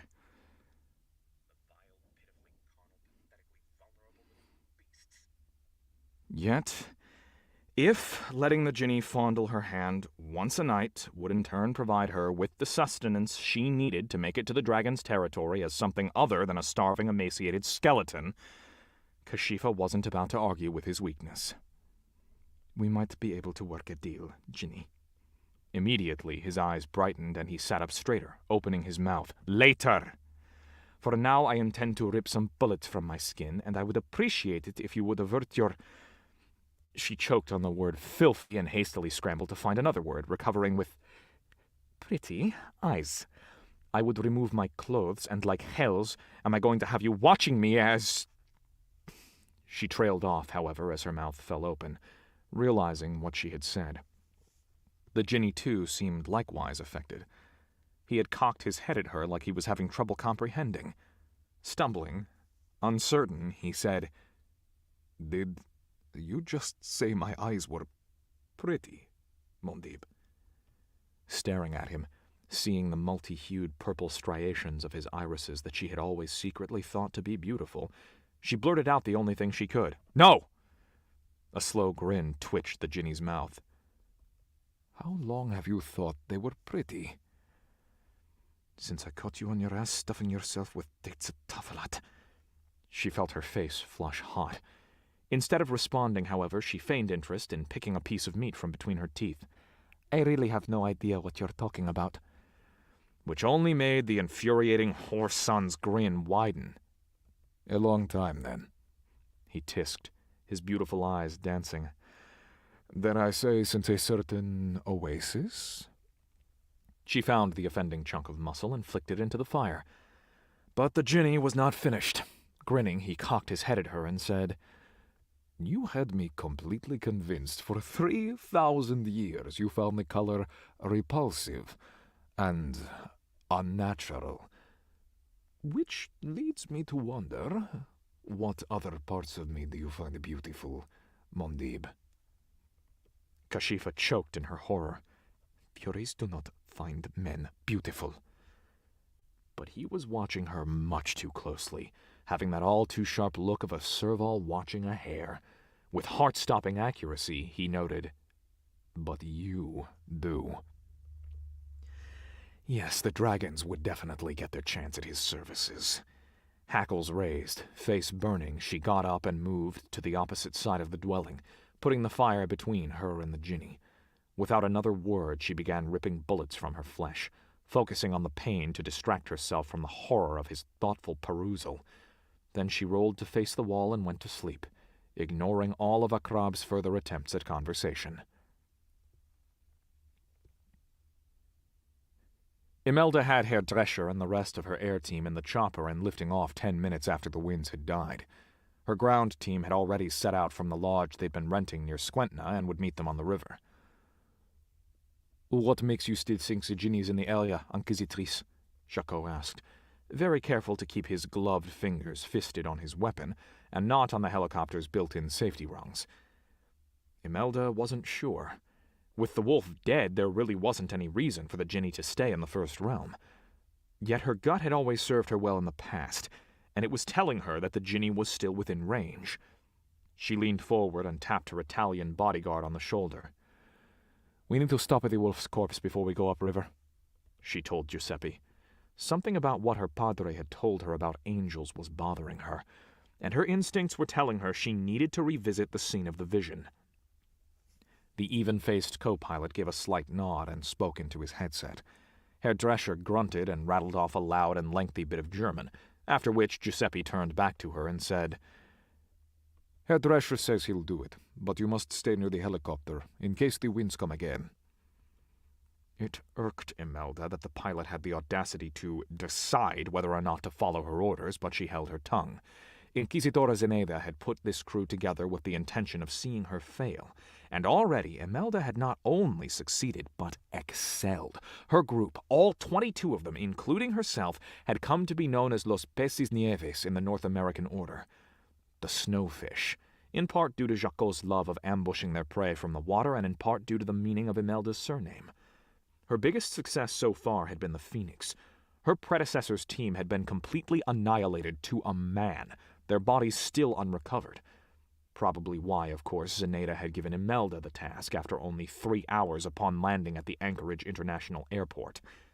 Imelda, unlike her predecessor, had spent 6 months compiling data, collecting information, forming strategy.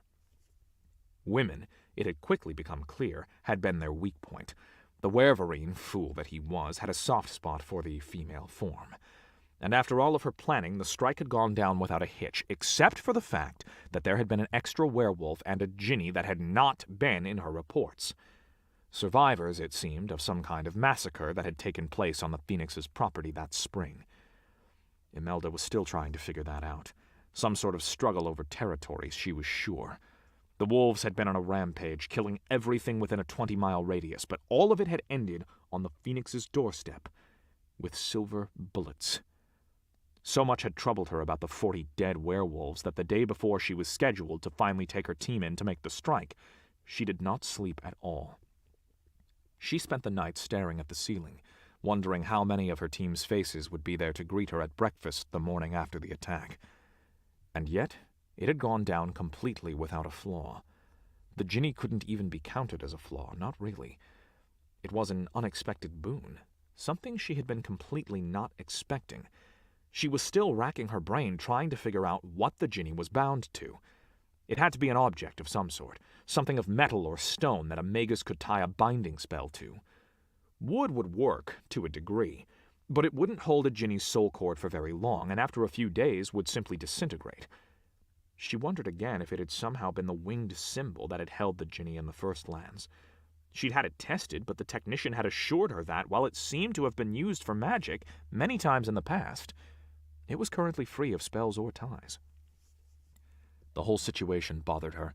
Why would a ginny even be in the First Realm anymore in the first place? After the Order's historic incursions into the Fourth Realm in the early 1300s, very few djinn survived, even in their homeland. They now spent their time as far from humanity as they could get, some even moving into a rumored Sixth Realm in order to escape the Order. It was a sign of their rarity that Imelda hadn't heard of the capture of a ginny since the final years of the incursion. And yet one appeared now, in Alaska, bound in all appearances to a wolf? There had to be something she was missing. She sat in thought as the helicopter sped northward, all but silent on its Fey-powered rotors. Upon crossing over the mountain and into Willow, the craft set out cross-country towards the Yentna River. One of the niceties of the Fey-powered machine was that it never ran out of fuel. The two beings powering the rotors rode on their backs in a box above the cargo bay of the craft, locked in perpetual drain. A fact that Imelda had quietly failed to pass on to Jacquot once she had learned of it. She was pretty sure that the Frenchman would never have gotten inside the helicopter were he to know that it carried a Fey Lord and her mate. The big gray river eventually came into view, even in the snow. Eventually the helicopter slowed, followed by an argument in the cockpit. The German began gesticulating, pointing at the ground, while Giuseppe used icy tones in reply. Frowning, she leaned forward. "What's going on?" she asked of Giuseppe. The quiet, deadly Italian was giving the German a dangerous look.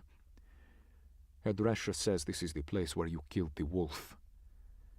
She frowned and looked down. It looked like the creek where she'd found the corpse, as much as she had seen from the darkness that night. "It looks about right. Do you disagree?" Tearing his eyes from the German, Giuseppe said softly, "It is not the location I was disagreeing with, Inquisidora, but rather Herr Drescher's use of invectives. I will have to spend a few more hours in penance to make up for his extra sins? Imelda raised a brow, then decided she didn't want to know. To Drescher, she said, "Mind your language and take us down." Herr Drescher laughed. As you command, Inquisitorin. And a moment later the helicopter was settling its skids on an open stretch of snow-spackled beach, precisely inside the divots they'd left the last time they'd visited. As soon as the skids touched land, Patricia O'Malley and Seamus Brennan jumped to either side of the craft, guns at ready while Ian Landport and Angus Ross alighted beside them, scanning the area with infrared goggles. Once they were in place, Imelda stepped from the interior, followed by Jacot and 3 of his crew. Am I not recording? God dang it, Bobby. All right. Damn it, Dale. All right, there we go. For that purposes of that expletive, Ableton's name was temporarily Dale. Let's get some air real quick, and then we will return.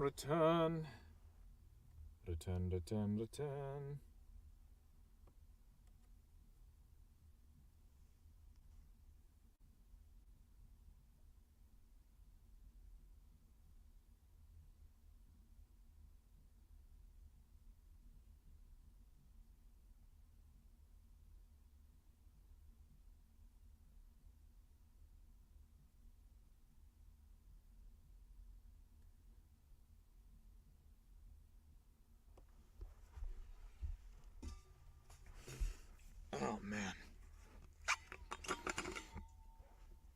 And for those of you just joining us, just so you know, Alaskan Fire, by the way, exciting news. All we have left to do is record the credits. Thank you, Karen. The damn fourth land. Oh my God, you're right. This booth totally is.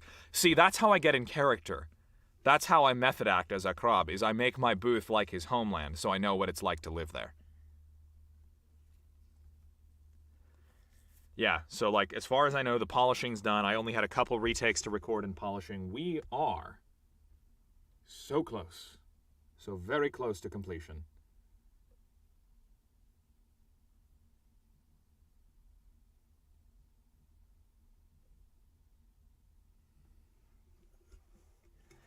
So, for those of you who want to snatch up the cold read and hear all the times that I fuck up, that I fucked up reading Alaskan Fire, you can go to the Soundbooth Theater app and actually download about 10 hours of audio worth it for free, and you get to keep it forever, but it's a collector's item. You can only get it before the book releases. So it's there. You can listen, and all these fun conversations I have with people are recorded. So like when the Alaskan Fury cold reads start coming out, that whole conversation, the whole Death Star Trench Run Ableton save saga, will be permanently preserved on auditory record forever.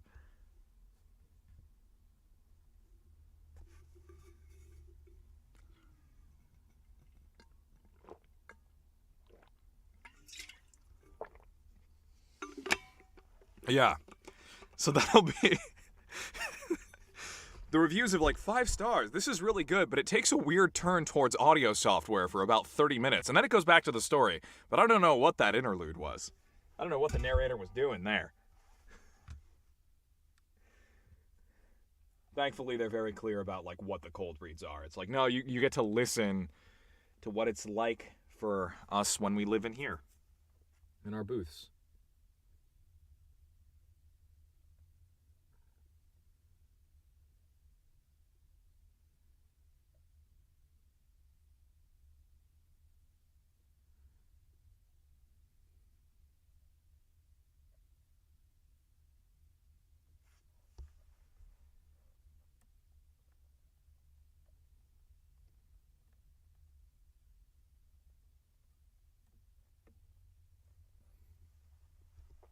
We're just saving right now. Da da da da da da da.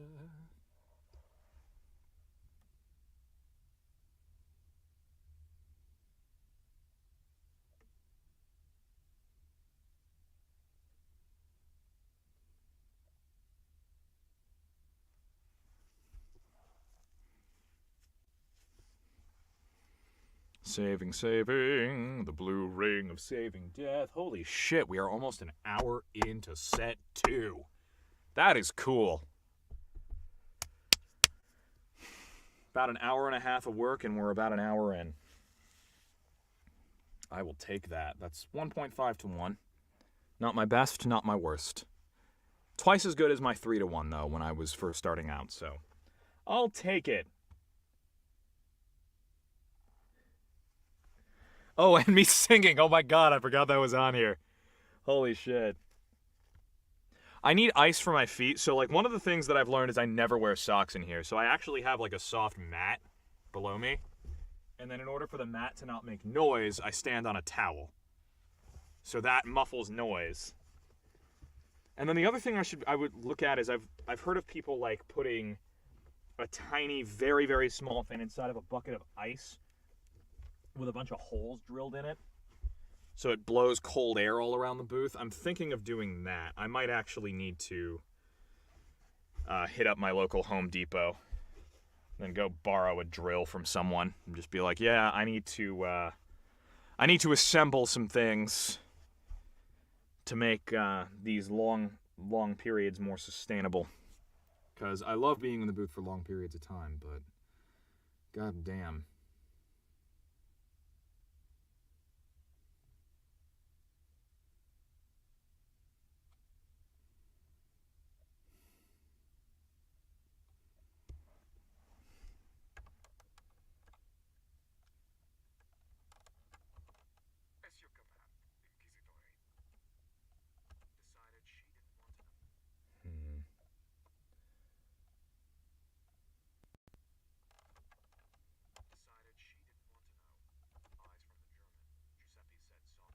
Oh man. Okay, hold on a sec. I need to take a listen to something.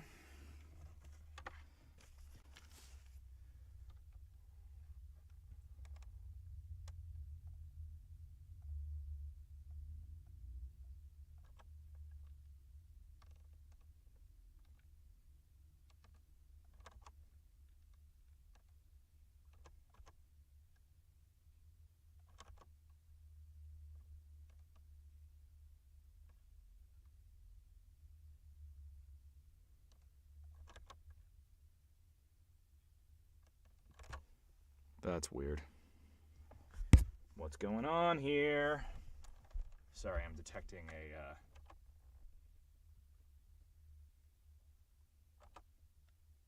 Okay, that's weird. Alright,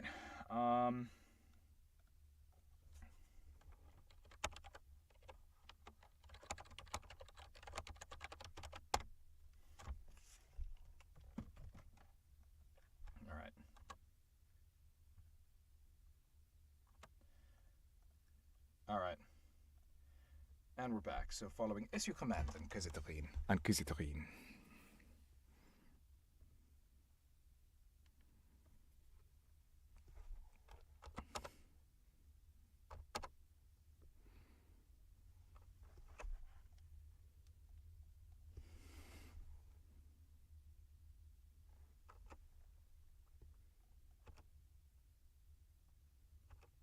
Really? No? Not gonna... Oh, right, I have it soloed. Okay.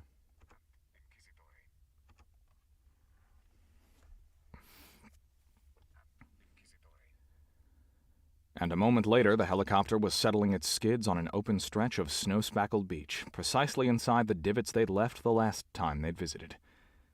As soon as the skids touched land, Patricia O'Malley and Seamus Brennan jumped to either side of the craft, guns at ready while Ian Landport and Angus Ross alighted beside them, scanning the area with infrared goggles. Once they were in place, Imelda stepped from the interior, followed by Jacot and 3 of his crew, all of whom were wearing dry suits and breathing apparatuses. Though an inch of snow had fallen, and the scene looked utterly different by flashlight, Imelda instinctively strode through the forest to the place where she'd received the vision. More trees had fallen, the winds looking as if they had gotten increasingly violent after their departure, leaving almost a sort of clearing where they had left the body. She froze when she saw the corpse missing, the bits of bloody moss tossed aside, half buried in snow. "That?" Jacot said softly, coming up to stand beside her, is not what I expected to see, Inquisitrice. Since when did Ginny carry around corpses?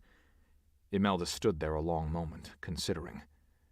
Then suddenly everything locked into place for her, and their recent jaunt through the woods suddenly made perfect sense. She was its lover. Les démons des flammes are known for their ardeur, the Frenchman muttered. That's why it was haunting this realm, Imelda snorted. It was with a woman. How could she have not seen that before? She shook her head and rubbed her temple. She'd been studying war for too long. She'd forgotten that there was a softer side to life, even in the twisted hearts of demons. Unfortunately, with its lover dead and her bones left, stupidly now that she thought about it, for it to take home with it, the Ginny had no more reason to appear in the First Realm. She would have to return to Zenaida and report the mission a failure, as the Ginny had certainly taken the wolf's body back to the Firelands with him. If Zenaida argued with her, Imelda would simply tell the woman where she... Imelda would simply tell... She shook... Imelda... He had certainly taken the wolf's body back to the Firelands with him. He had certainly taken the wolf's body back to the Firelands with him. If Zenaida argued with her, Imelda would simply tell the woman where she could shove her attitude, which was squarely up her... Suddenly on her earpiece, Giuseppe said, Inquisitrice, the second air team has a heat signature up ahead. Imelda frowned and turned, motioning for Jacot to follow her. What kind of heat signature? She asked, activating the radio at her throat. Looks like a plume of smoke, issuing from a hill. Jogging back towards the chopper, she said, Don't engage until we know what we're dealing with. We need to make sure it's not a camper or a last-minute boater. The smoke is issuing from inside the hill, Inquisidora. Imelda glanced at Jacot, who frowned. Public land or private? There were, after all, plenty of hermits who moved to the Alaskan bush to build themselves little underground cabins and disappear from the world. State land. Giuseppe, after a pause. Giuseppe said after a pause. Giuseppe said after a pause. Come on, Ableton. To the Alaskan bush to build underground cabins and... State land.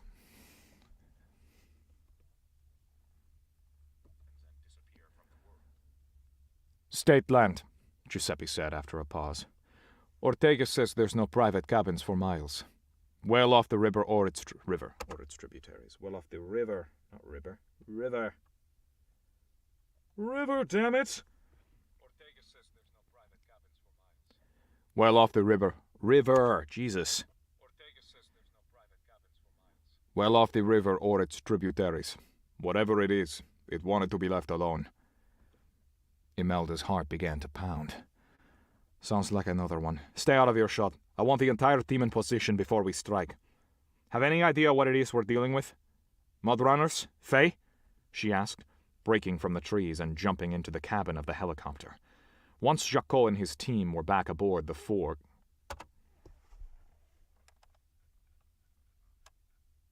Jesus Christ.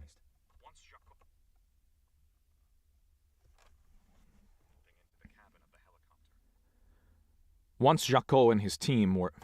Once Jacot and his... There we go. Once Jacot and his team were back aboard and the four guard had returned to their seats, Jacot tapped the co-pilot's shoulder in a signal to go. We're not sure. The hill is steeped in magic, but scans say most of it is natural, taken from a ley line. Imelda grimaced. Fae. She glanced at Jacot. Iron. Jacot nodded, and he had his crew reload accordingly. Then they were lifting out of the creek clearing, skimming the trees as they raced north and east. Crew reload accordingly. What the hell? He had his crew reload accordingly. Then they were lifting out of the creek clearing, skimming the trees as they raced north and east.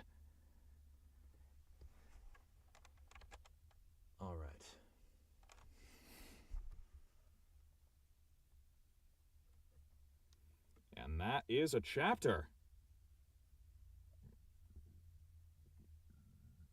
Oh, man. Okay. How are we all doing?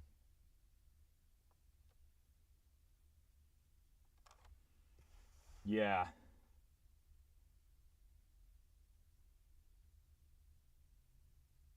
May the Schwartz be with me. Yes, perfect. Thank you. Okay. Let us see. Okay, so this was 82 to 98. So this would be 99 to... Okay. That's pretty short.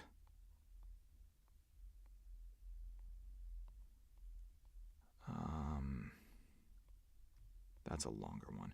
All right, we have time to do chapter 8, and then we'll pick it up again next week. So we got one more chapter to do. It's a fairly short one, but we can do it. And then hopefully I'll figure out what the hell is Ableton's problem. Get on some DIYing, and then we'll go from there.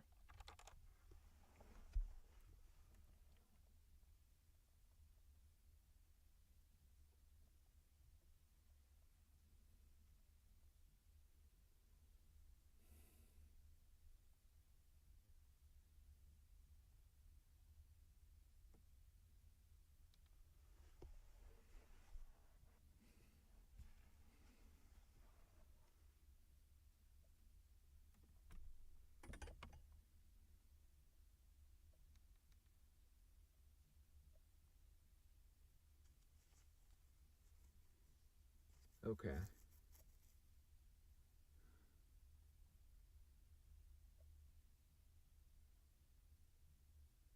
Okay, let's see. Just saving.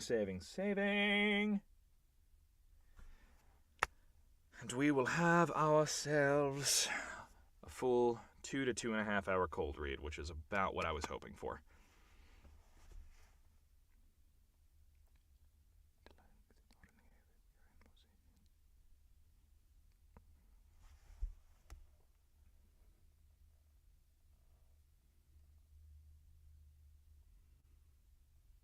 Okay. We are almost there. Collect all and save.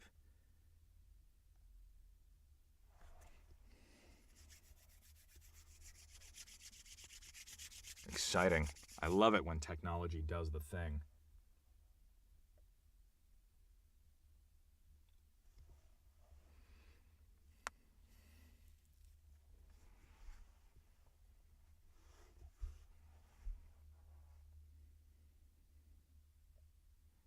All right.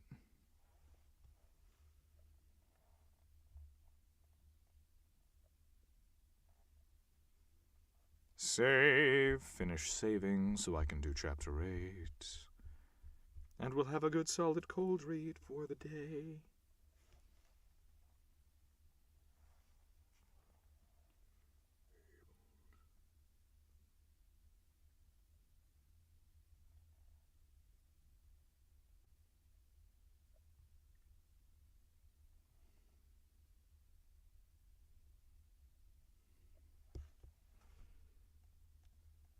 All right.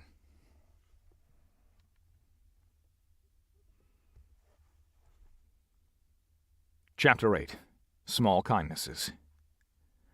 Dalan Kisitorniefe, we are in position. The whisper startled Kashifa awake. On the far corner of the cavern, the Jinni stirred. Done sleeping already, Mondiv? After the abrupt way you went to sleep, I assumed you were more tired than— Shh! Kashifa hissed, twisting to crane her neck up at the smoke rising through the hole she'd cut. Beyond the white flakes drifting down through the opening, she saw nothing but darkness. Could she hear the soft chopping of blades cutting the air? Akrab made a derisive laugh. The time when you could shush me has passed, little wolf. Would you like me to sing you back to sleep? Akrab, shush! Kashifa hissed, listening. Timtu is also in position. No. I need to be a Frenchman. That is a hard sentence to say. Team 2 is also in position.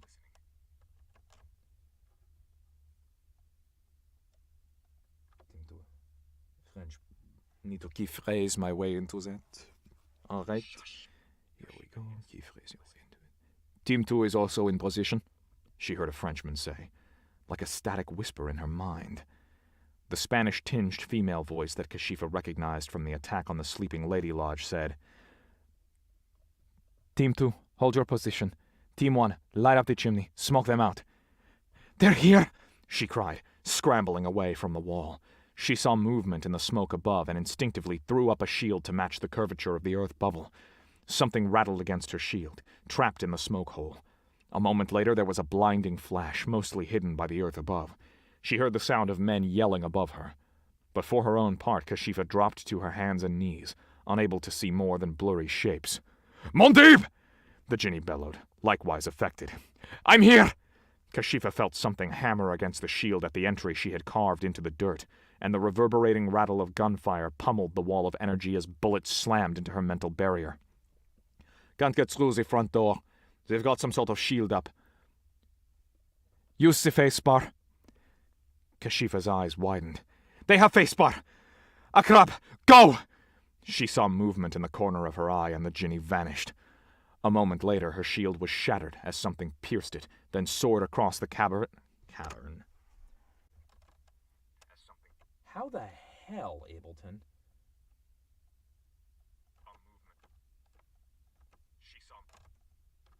How the hell? A moment later, her shield was shattered. Something pierced it, then soared across the cavern and blew apart the wall opposite it.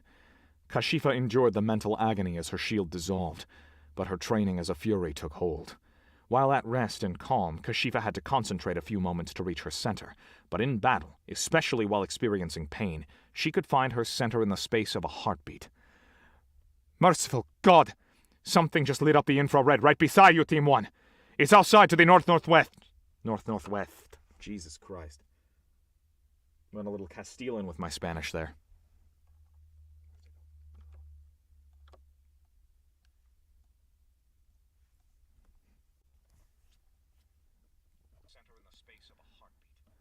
Merciful God! Something just lit up the infrared right beside you, Team 1. It's outside to the north-northwest. Looks humanoid, circling around your backs. I'm not seeing anything. It's there, Jackal. 2 meters to your left. Another voice with a thick Scottish brogue. Entry's open, bampots! Get inside! Catch the little buggers before they twitter off to another hole! Even as the Inquisitors were pouring into the breach that the face bar had created, Kashifa wrapped herself in a barrier of air and invisibility and wrenched open a portal to the void lines. As the Inquisitors stumbled to a halt in the center of her cavern, staring at the complete blackness behind the rip in their realm, she pulled herself into the void and slammed the portal shut behind her. Billions of lines of energy ran outward from where she stood, lighting up the blackness in neon strings, each vibrating to a different tune. Kashifa plucked one at random that was headed in the general direction they were looking for, and yanked.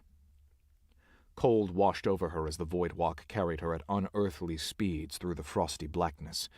It took longer than it should have, and she felt the frost building around her, threatening to lock up her arms and legs. What should have been a near instantaneous jaunt stretched out into long minutes, her mental strength not what it had once been. Lost too much blood, she thought, struggling to maintain control over the path she'd chosen. If she let it slip from her fingers now, she could end up wandering the billions of paths, disoriented and adrift, until she finally succumbed to the void's cold. Just have to hold on, she thought, forcing herself to maintain her course, to ignore the countless other paths calling to her, trying to tempt her from her destination like the sweet call of the sirens. Some time later she spilled into a frozen swamp, shivering, the sun already beginning to come up, indicating that her walk had taken hours Earth time. A few moments later, Akrab appeared, glaring at her. That was entirely unnecessary, Mondib. I had things under control. They could see you, Kashifa panted. She was still seeing spots in her vision where the flare had gone off, and her head was swimming from her walk with the void. It was all she could do not to throw up. Akrab frowned at her. They can see me in the half-realm. You're sure? What besides a dragon can see a Jinni in the half-realm? They must, Kashifa managed, still dizzy from the billions of different paths that had tried to take her attention from their destination. Sprawled on her hands and knees, she panted at the ground for long minutes, fighting vertigo. Beside her, Akrab was looking nervous. Are you saying they have a dragon working with them, Mondib? It's not a dragon, she said, closing her eyes against nausea. It's infrared. They are catching you on infrared. What is infrared? I don't know, Kashifa groaned. While she herself had paid little attention to the rise of technology over the last century, Akrab had stalwartly refused to acknowledge it existed, imperiously proclaiming that magic was the only true constant, and that machines would simply come and go as they had in the past. That fact was leaving the both of them at a severe disadvantage, for to all appearances it looked as if the Inquisition had embraced both. So, where did you drop us? Akrab asked, glancing up at the edges of the swamp they were now in.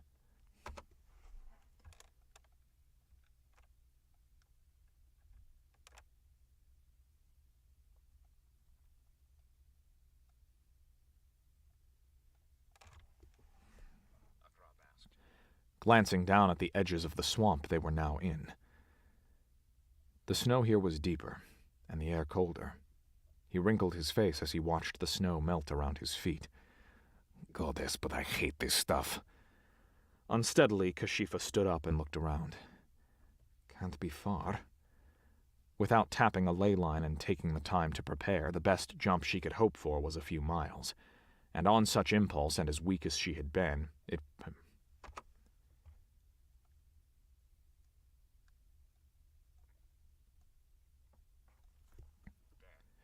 It had probably actually taken them longer to voidwalk in this case than it would have taken to travel by land. Beside her, Akrab was looking miserable, arms wrapped around himself as snow fell in tiny spackles to melt against his ebony skin. Then we should probably find another place to hide. This infrared is dangerous. Kashifa watched the water run down the Jinni's chest and back, steaming in purple droplets as it dribbled to the ground. You could just retreat to the fourth realm. I can take care of myself. The Jinni turned to glare down at her imperiously. I will not leave my mistress to be murdered by inquisitors. His superior pose, however, was shattered by the shiver that racked him, and the unhappy... I said that weird. His superior pose, however, was shattered by the shiver that racked him, and the unhappy way he ducked his chin to his chest, his arms not so much crossed as hugging himself. Damn this unnatural place, where water not only falls from the sky, but it can come as ice, too. Shaking his head, he started forward, his aura melting a swath in the snow as he moved, heading for the forest and doubtlessly its cover of trees. As soon as he had entered the boundary of the tree line, the Jinni immediately ducked under a snow-laden spruce and began flicking the water droplets from his body with a look of distaste. Once he was somewhat dry, he looked up at her in disgust. I cannot believe you fools bathe in this stuff. It's got the consistency of piss, and it seeps the very warmth from your... Above him, heated to the melting point by his fourth lander emanations, a snow-laden branch slipped free of its burden, dousing the Jinni in a small mountain of snow. What the kriwad e karakarnikni? Nikni sarari!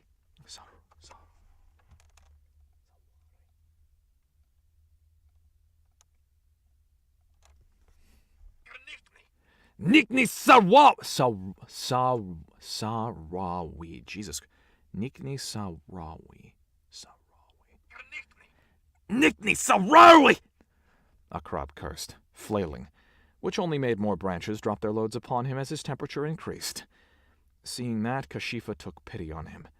A shield was a minor thing, but it worked best if tied to something material.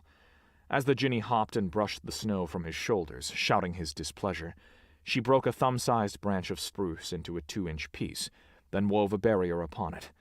This she handed to the Jinni, folding it forcefully into his palm when he failed to notice her, and continued to curse and shake his other fist up at the tree, cursing its lineage. "Calm down," Kashifa said, stepping backwards before the increased temperature of the Jinni's aura burned her. "The tree is not to blame. I'd light the damn thing afire if it wouldn't bring the Inquisition down upon us," he snarled, glaring up at the tree. The spruce, for its part, continued to reign regally above him, its near-black needles utterly impassive in the light of early dawn. "I hate snow. I wish it 1,000 deaths by 1,000 dicks! All of it!" He was panting as he scowled up at the sky.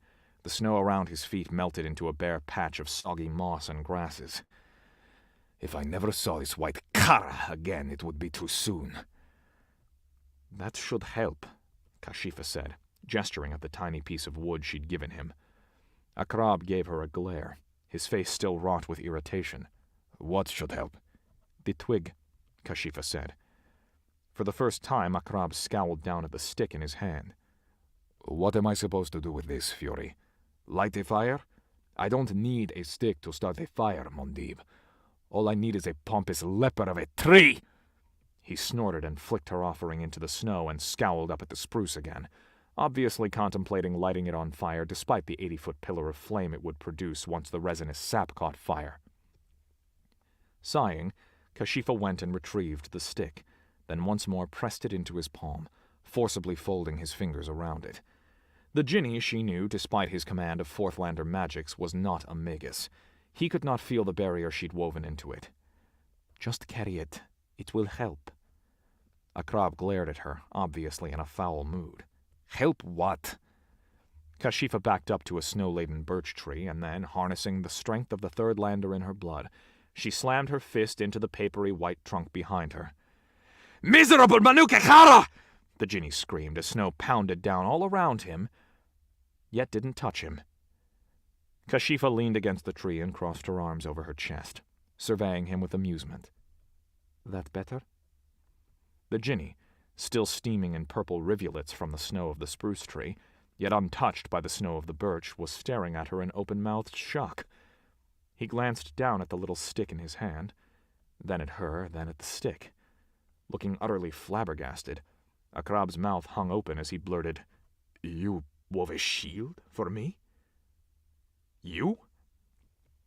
Like the act was completely incomprehensible to him, because she was a kibba. Kashifa felt her face heating in the cool morning air. Glaring at him, she said, "Now that I think about it, you're of the assumption I've never given you anything without a catch.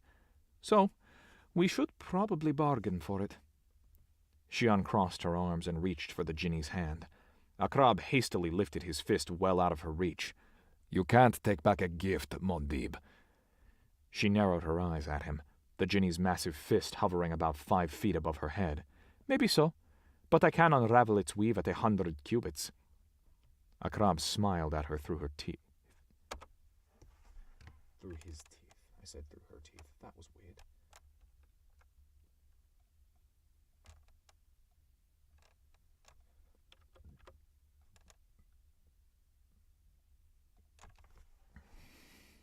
Maybe so.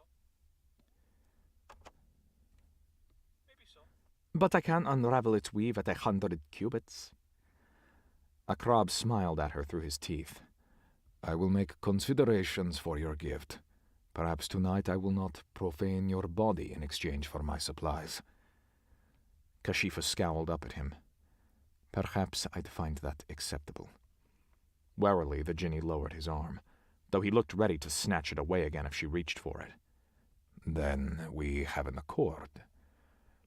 He said it guardedly, like he half expected her to take it away from him. "Sounds as if we do." Kashifa turned back to analyze the trail in front of them. With the snow blocking her view of the sun, she had no easy way of knowing which way was north. Her eyes fell to the Northlander trees, examining where the moss had grown. Moss, a growth that preferred less light, generally lived on the north side of trees, where they received less direct sunlight. Gesturing toward the direction of the moss, she said, "The dragons are that way." The Jinni was still watching her narrowly. Kashifa took a moment to wrap herself in a similar shield. Then, on second thought, added a barrier of invisibility and bulletproofing to both of their bubbles, exclusive of themselves. It was time, she decided, to start taking these Inquisitors seriously. And as a Fury, she had many millennia of stored-up seriousness at her disposal.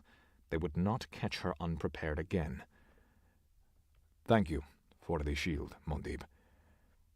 She knew he wasn't talking about the invisibility. Blind to a First-Lander weave, the Jinni probably hadn't even noticed. Kashifa grunted and made a dismissive gesture. It was a small thing. It takes me no more than a few seconds to weave a shield. Yes, but it was a kindness nonetheless. Kashifa felt her face flush, and she refused to look at him. Clearing her throat embarrassedly, she said, "The sun is coming up. We should get moving." She started out through the snow-covered brush before he could dwell on her supposed kindness, and start gushing typical lack-witted, mushy Jinni sentimentality. The void lines. As the Inquisitors stumbled to a halt in the center of her cavern, staring at the complete...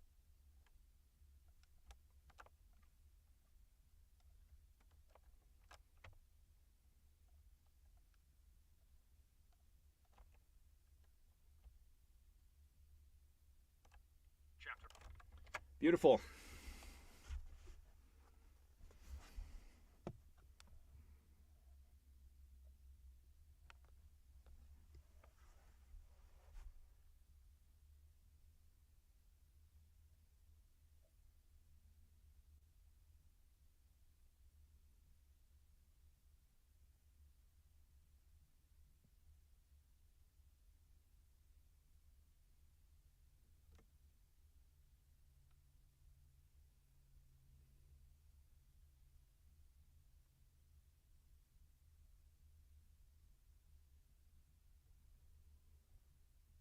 All right.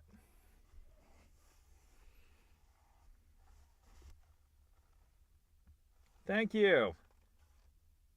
She finally did a nice thing.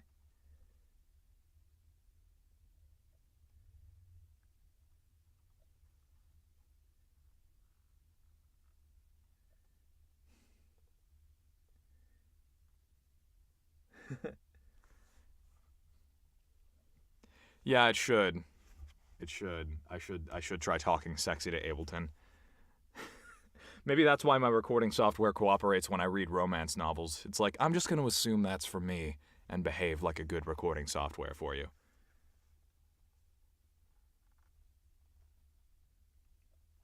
Yeah, I'm so excited for next week. This is going to be good.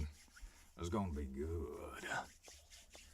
So from this point forward, we'll probably be doing the reads on Discord because usually we don't want to do more than 5 or 6 hours of cold reads. I kind of went a little bit overboard with the cold reads on the last couple of installments, but so everything else will be live streamed. You will of course be able to catch it, but it will be on the Soundbooth Theater Discord server. I don't know which way. I always forget that this is mirrored, but I will throw. I don't know why I'm pointing that direction. It's not like I'm not gonna say, on the day of writing, look immediately to your left. And the link will be there. But yeah, I will be on the Discord server.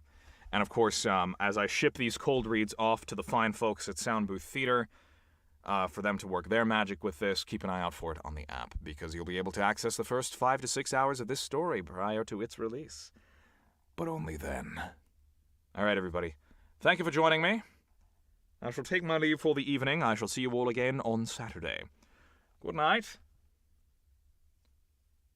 And thank you for coming.